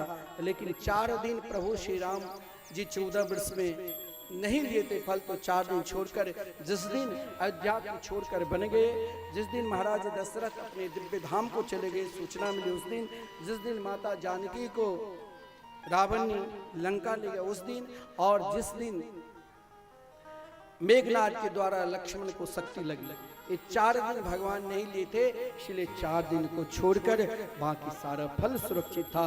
प्रभु के नेत्र सजल हो गया, लखन तुमने बहुत सेवा की, कृष्णा अवतार में मैं तुम्हें अपने बड़े भाई के रूप में दर्शन करना चाहता। लेकिन बड़े के रूप में भी आए तो सेवा भाव है, बड़ा सुंदर भाव है।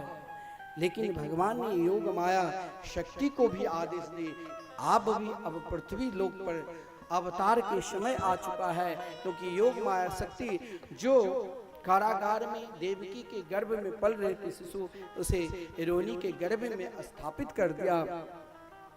कंस को पता भी नहीं चले।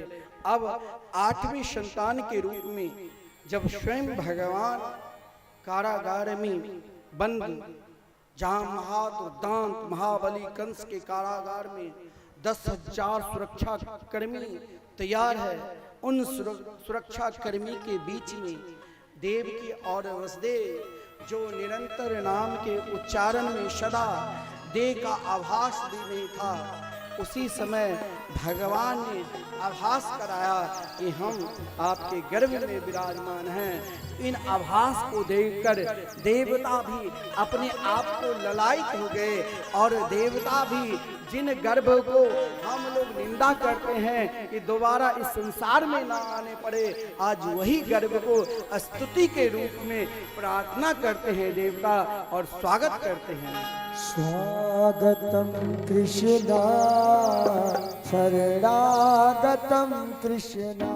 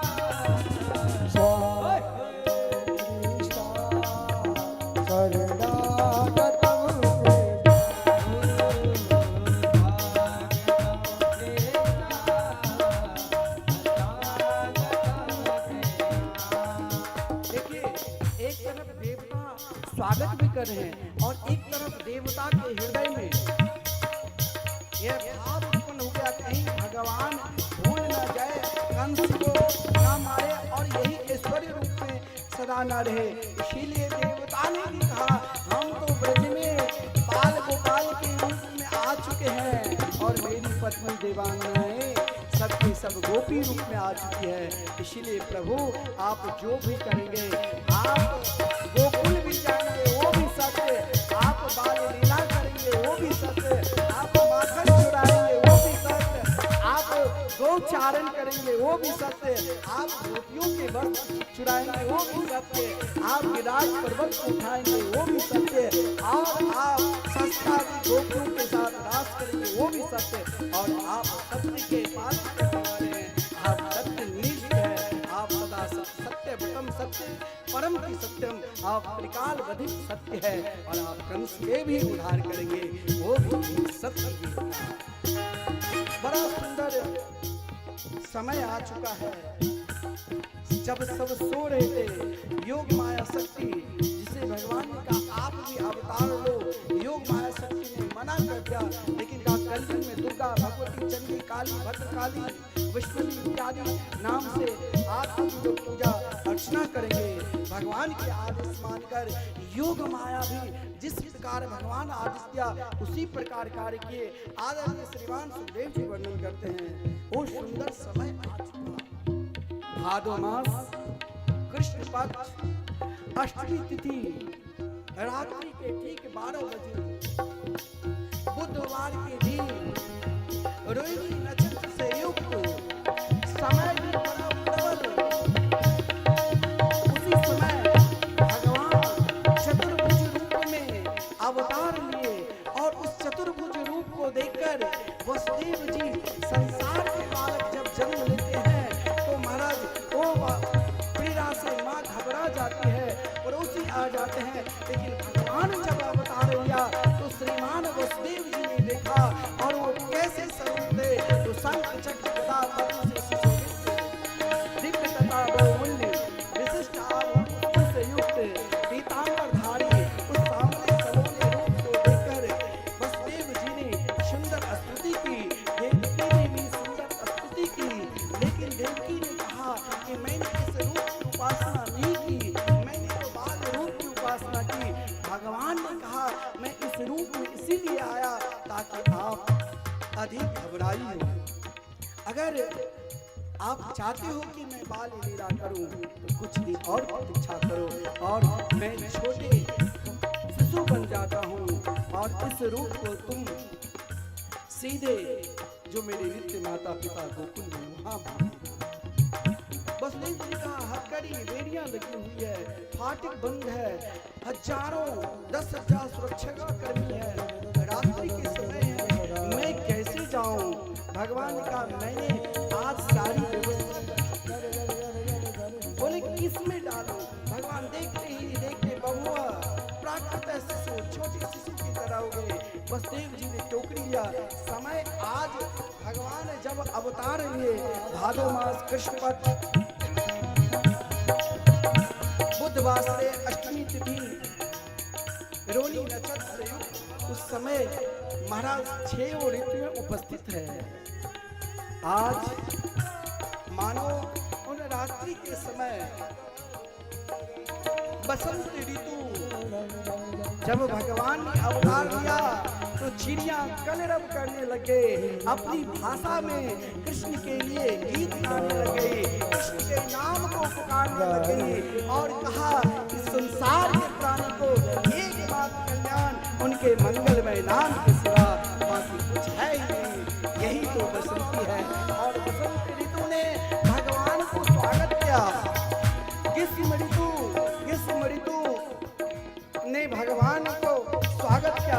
अपने नवरात्रि के समय कमल खिल गए और जब टोकरी में ले जा रहे थे फाटक खुल गई, लेकिन अपने अपने मार्ग में सोए हुए थे।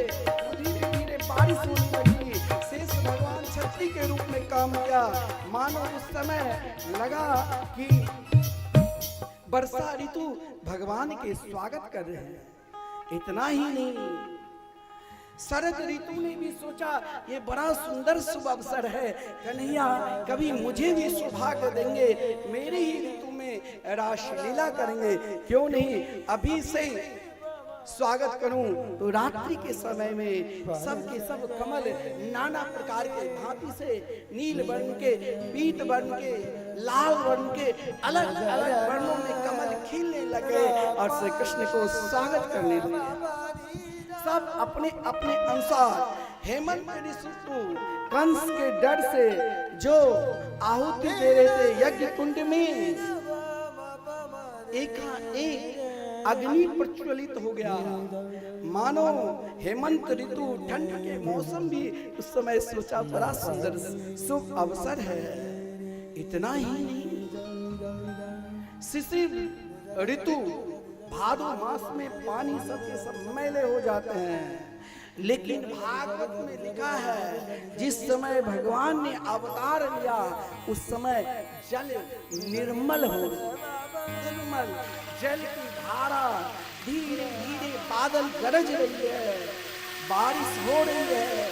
कृष्ण मुस्कुराकर वसुदेव जी के माथे पर जा रहे हैं, टोकरी में विराजमान है।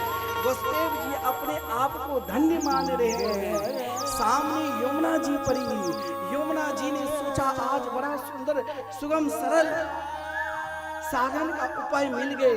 यमुना जी भी अपने सुंदर समय लेकर श्री कृष्ण को देखने की इच्छा की, क्योंकि आज उन यमुना के जल में सारी नदियां अपने आप जल को शांत करके मात्र श्री कृष्ण के स्वरूप को दर्शन करने के लिए उनके चरणारविंद के लिए ललायित हो रहे थे।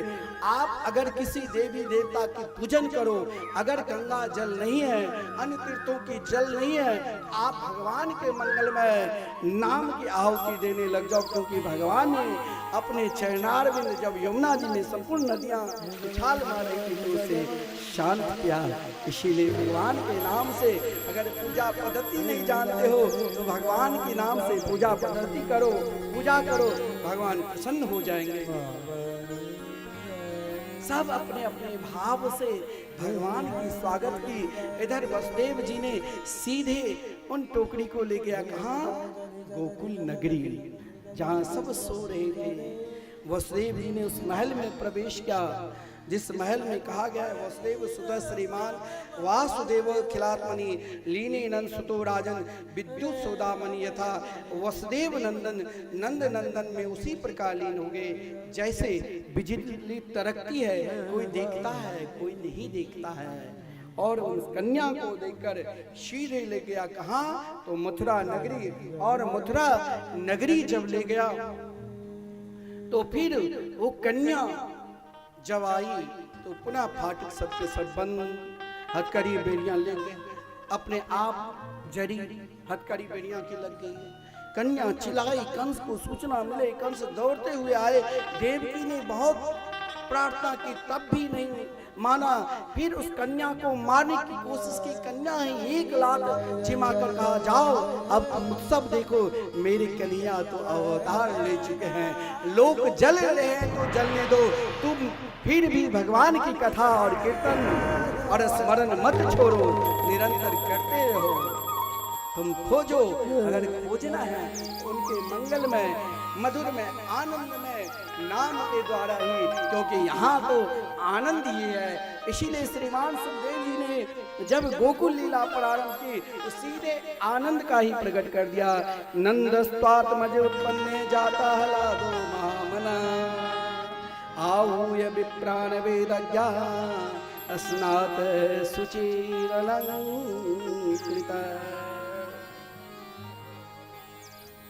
देखिए नंद बाबा ने ब्राह्मण को जिमाए, अनुष्ठान करी।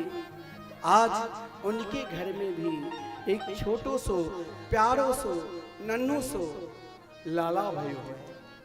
देखिए हम सब जहाँ बैठे वहीं बैठकर झूमकर आनंद लेंगे, बधाई को भी सुनेंगे और सभी को आज बधाई के खूब प्रसाद भी आया है, सभी को मिलेंगे और इस कथा को विस्तार पूर्वक, कल तो बहुत बढ़िया कथा है।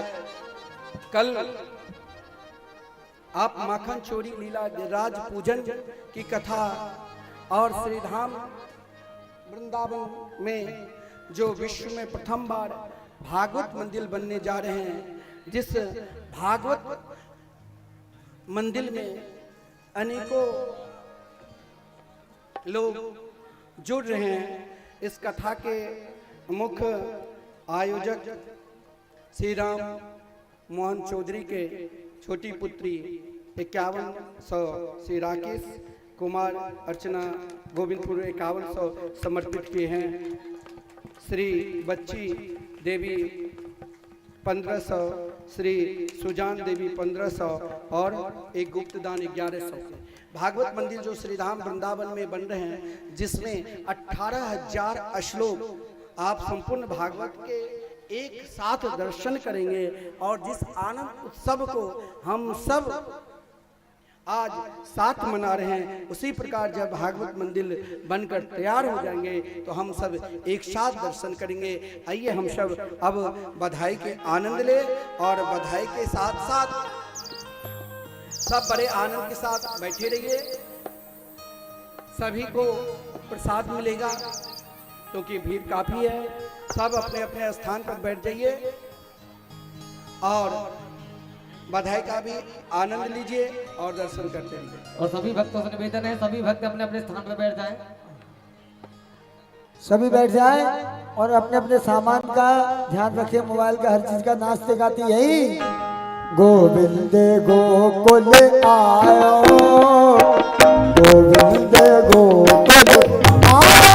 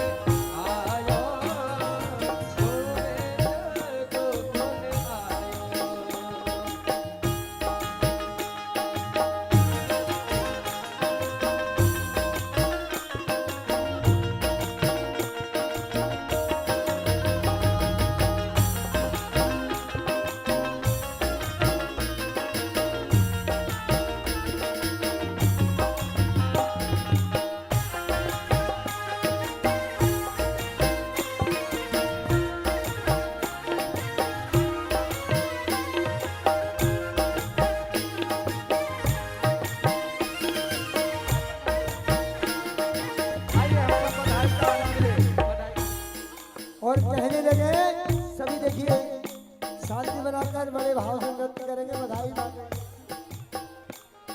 पीछे को रहिए सभी और गाएंगे ब्रज में है रही जय जयकार नंद घर लाला जायो।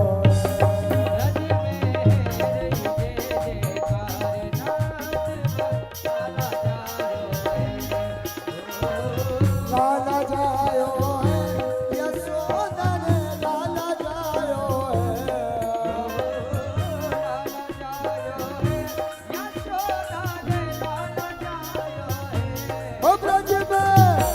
हो ब्रज में एक मिनट, आप सब के सब बैठ जाइए, सब बैठ जाओ। झूमते रहिए और आप बड़ा सुंदर बधाई के आनंद लेंगे और सबके पास बधाई भी जाएगा और सब गाना भी नंदगार सभी जय भक्तों से श्री आग्रह लाल है, सभी भक्त जब अपने गाएंगे ना स्थान पे बैठ तो जाएं। सब खड़े होकर व्यवस्था सब को गाना। खराब चलो सभी बैठ जाइए अपने अपने भाव से और यही गाते हुए और तालियां सभी बजाएं और नाचो तो नाचो बड़े भाव से।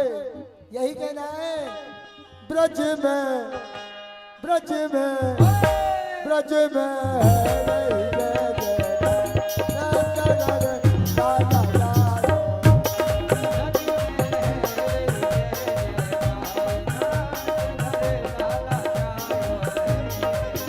ओ लाला जायो है यशोदा रे लाला जायो है।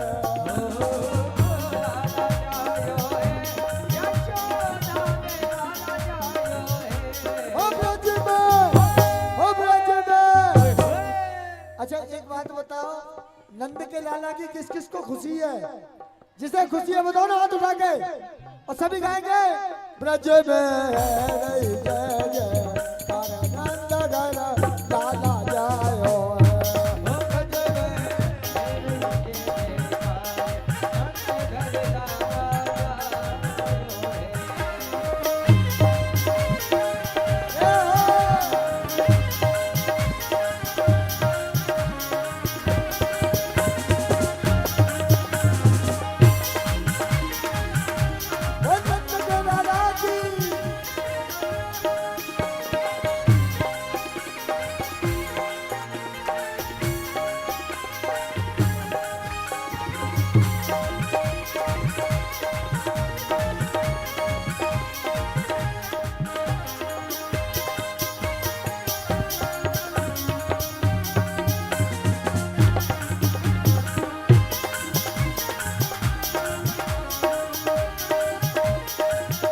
ओ नंद के लाला की कोस में भैया सबई कहे धन यशोदा भैया।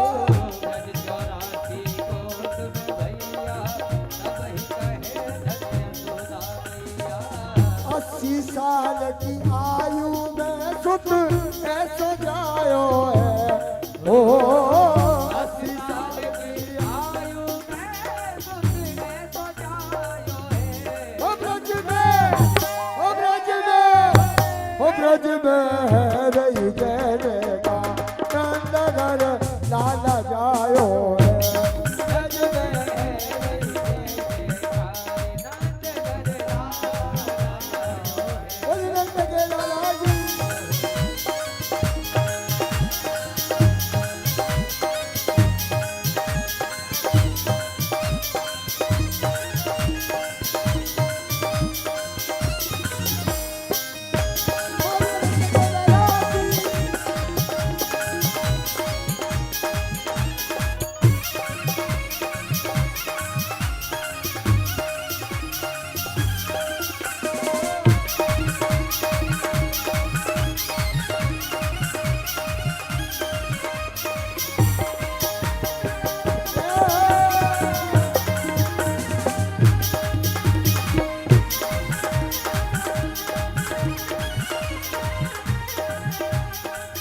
और रंग गुब्बारों से मंडप सजाया है। श्री मिश्री देवे का देखो केक मंगाया है। उसको चखेगा शाम को दो सब बोलेंगे हैप्पी बर्थडे।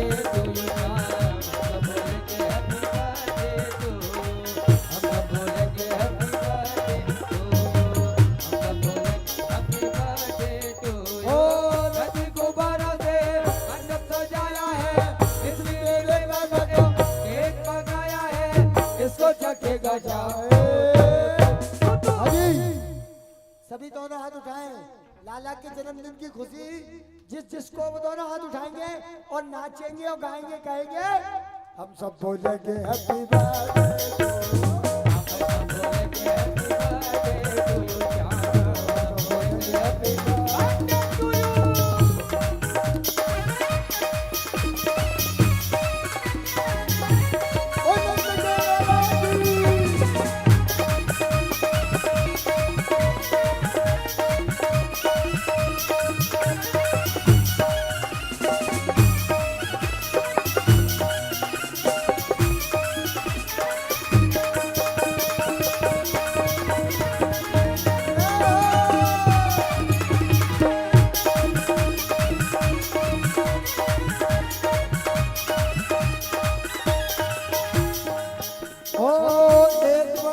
पूरा हुआ इंतजार का आया है जन्मदिन बदल मोरा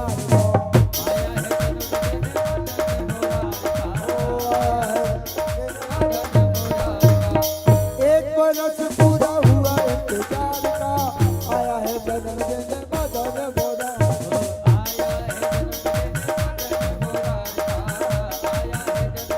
ओ भादों की अष्टमी है मौसम बहार का सपना हुआ है पूरा दिल बेकरार का अब कैसे चुप में रहो अब सब बोलेंगे हैप्पी बर्थडे हम सब बोलेंगे हैप्पी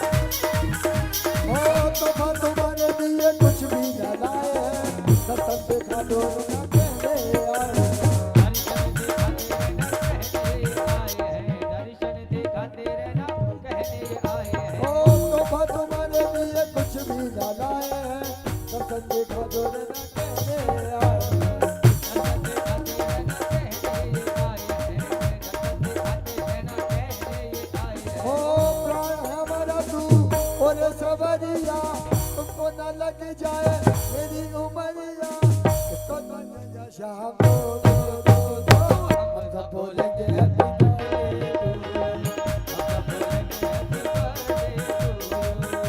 ओ तेरी गोद में आयो ना बधाई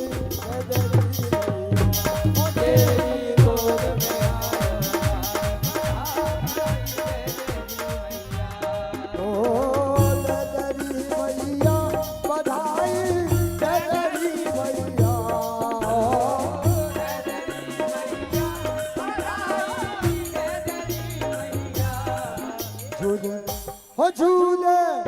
ओ झूले पलना में दो पाद बधाई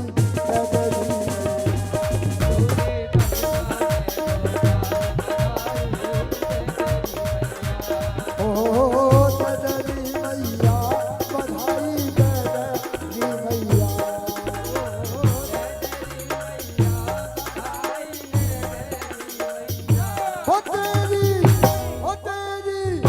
ओ तेरी गोद में आयो लाड बधाई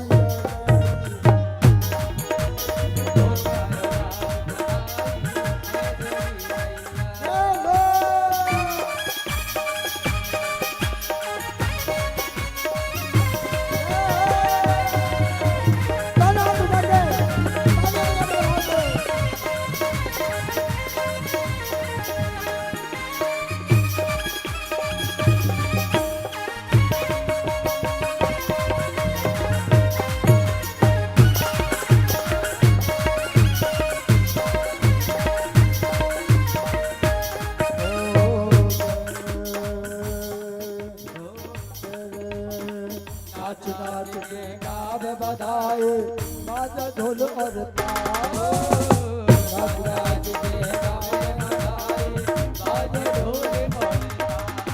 ओ दे दे हमको तगड़ी पाए और पियन दीवार दे दे हमको तगड़ी पायल और वो पियन दीवार। ओ तेरी गोद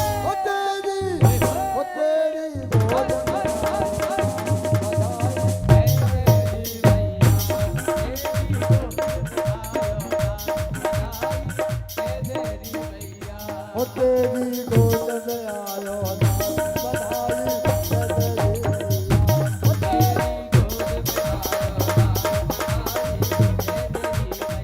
ये हो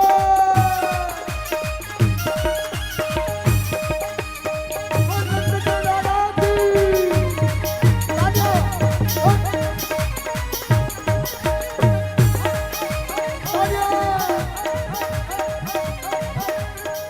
ओ दे हमको अन्न धन मैया महंगा चूनर साड़ी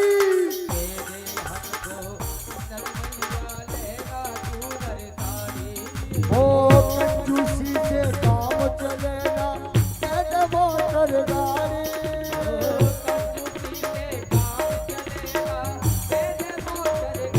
ओ तेरी ओ झूले ओ तेरी गोद में आयो ना बधाई दे तेरी मैया तेरी गोद में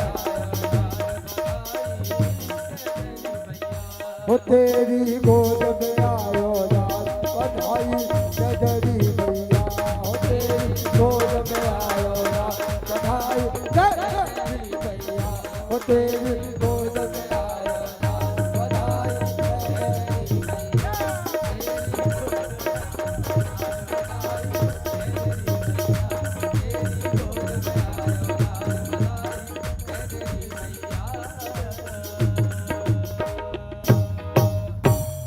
आइए एक बधाई का और आनंद ले, फिर नंदगढ़ आनंद भयो जय कन्हैया लाल की फिर आरती के दर्शन। ओ लाला की सुन के मैं आई यशोदा मैया दे दो बधाई लल्ला की सुन के मैं आई यशोदा मैया दे दो बधाई।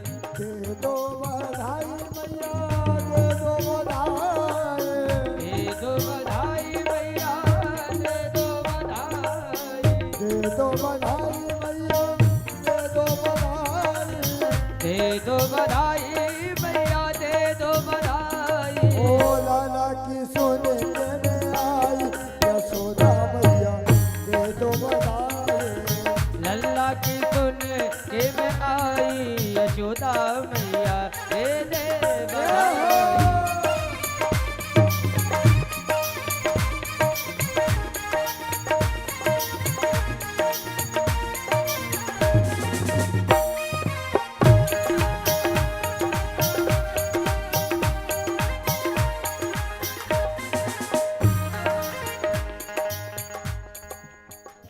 आइए सब अब आपके साथ एक बार नंदगढ़ आनंद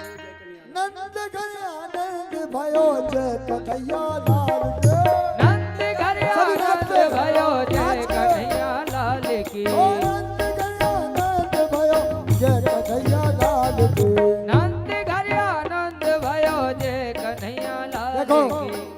ऐसे नहीं सभी नाचेंगे और सभी बधाई देंगे जो भगवान से प्रेम करते हैं वो नाचेंगे और बधाइयाँ देंगे तालियां बजाएंगे और जो भगवान से प्रेम नहीं करते वो ताली भी नहीं बजाए न नाचे इसलिए दोनों हाथ उठाएंगे उठाओ दोनों हाथ तुम्हें अपने अपने पड़ोसी की कसम जो दोनों हाथ में उठाओ दोनों और कहेंगे नंद के आनंद भयो जय कन्हैया लाल के नंद के आनंद भयो जय कन्हैया लाल की। जय कन्हैया लाल की जय बोलो गोपाल के जय कन्हैया लाल की जय यशोदा लाल की। जय कन्हैया लाल की जय बोलो गोपाल के जय कन्हैया लाल की जय यशोदा लाल की। ओ नंद के आनंद भयो जय कन्हैया लाल की नंद के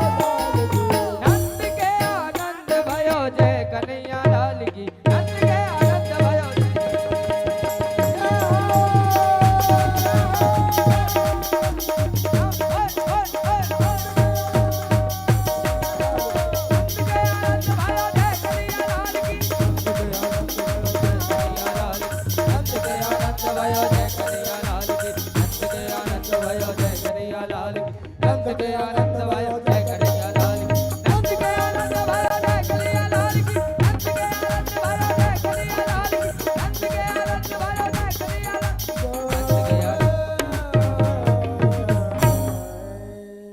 आइए हम सब आरती के दर्शन करें।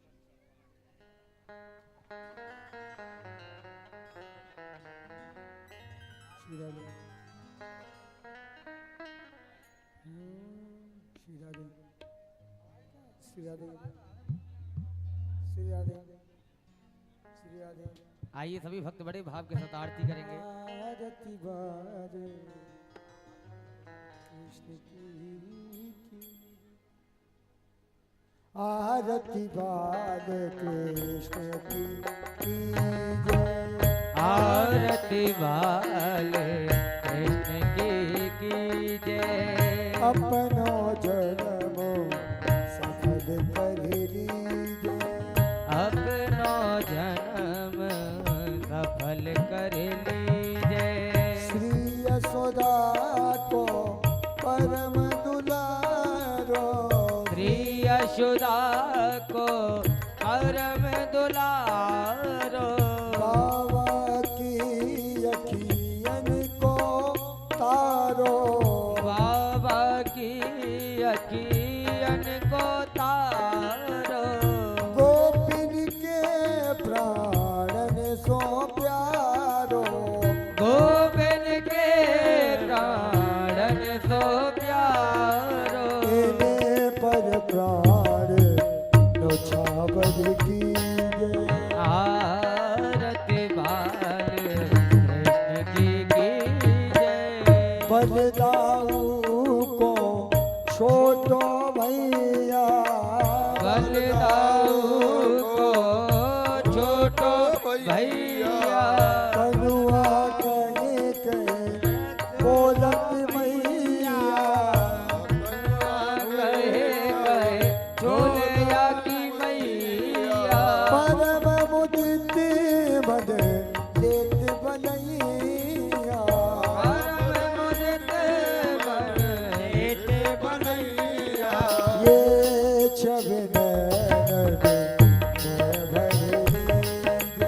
आरती बाल कृष्ण की जय श्री राधा सुगड़ कन्हैया श्री राधा वर सुगर कन्हैया ब्रज जन को नव नीति खिबैया ब्रज जन को नवनीत खिवैया देखत ही मन लेत चुनैया देखत ही मन लेत चुरैया इनको सर्वस अर्पण कीजिए आरती बाल कृष्ण की जय तो तरि बोलन मधुर सुहावे मधुर सुहावे सखन संग खेलत सुख पावे सखल संग के लत सुख पावे सोय सुकृत जो इनको जावे सोई सुकृति जो इनको जावे अब इनको अपनो करिए आरती बाल कृष्ण की जय अपनो जन्म सफल करिए अपनो धर्म समल कर लीजिए कर्पूर गौरव करुणा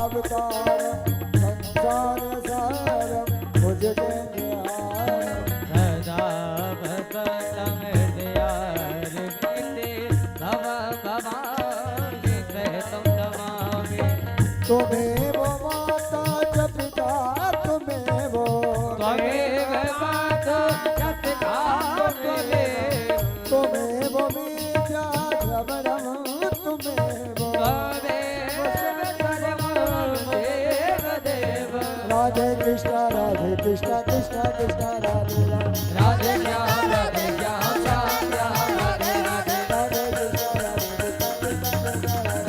राधे श्याम राधे श्याम कृष्ण राधे कृष्ण राधे कृष्ण कृष्ण राधे राधे श्याम राधे श्याम श्याम राधे राधे कृष्ण राधे कृष्ण कृष्ण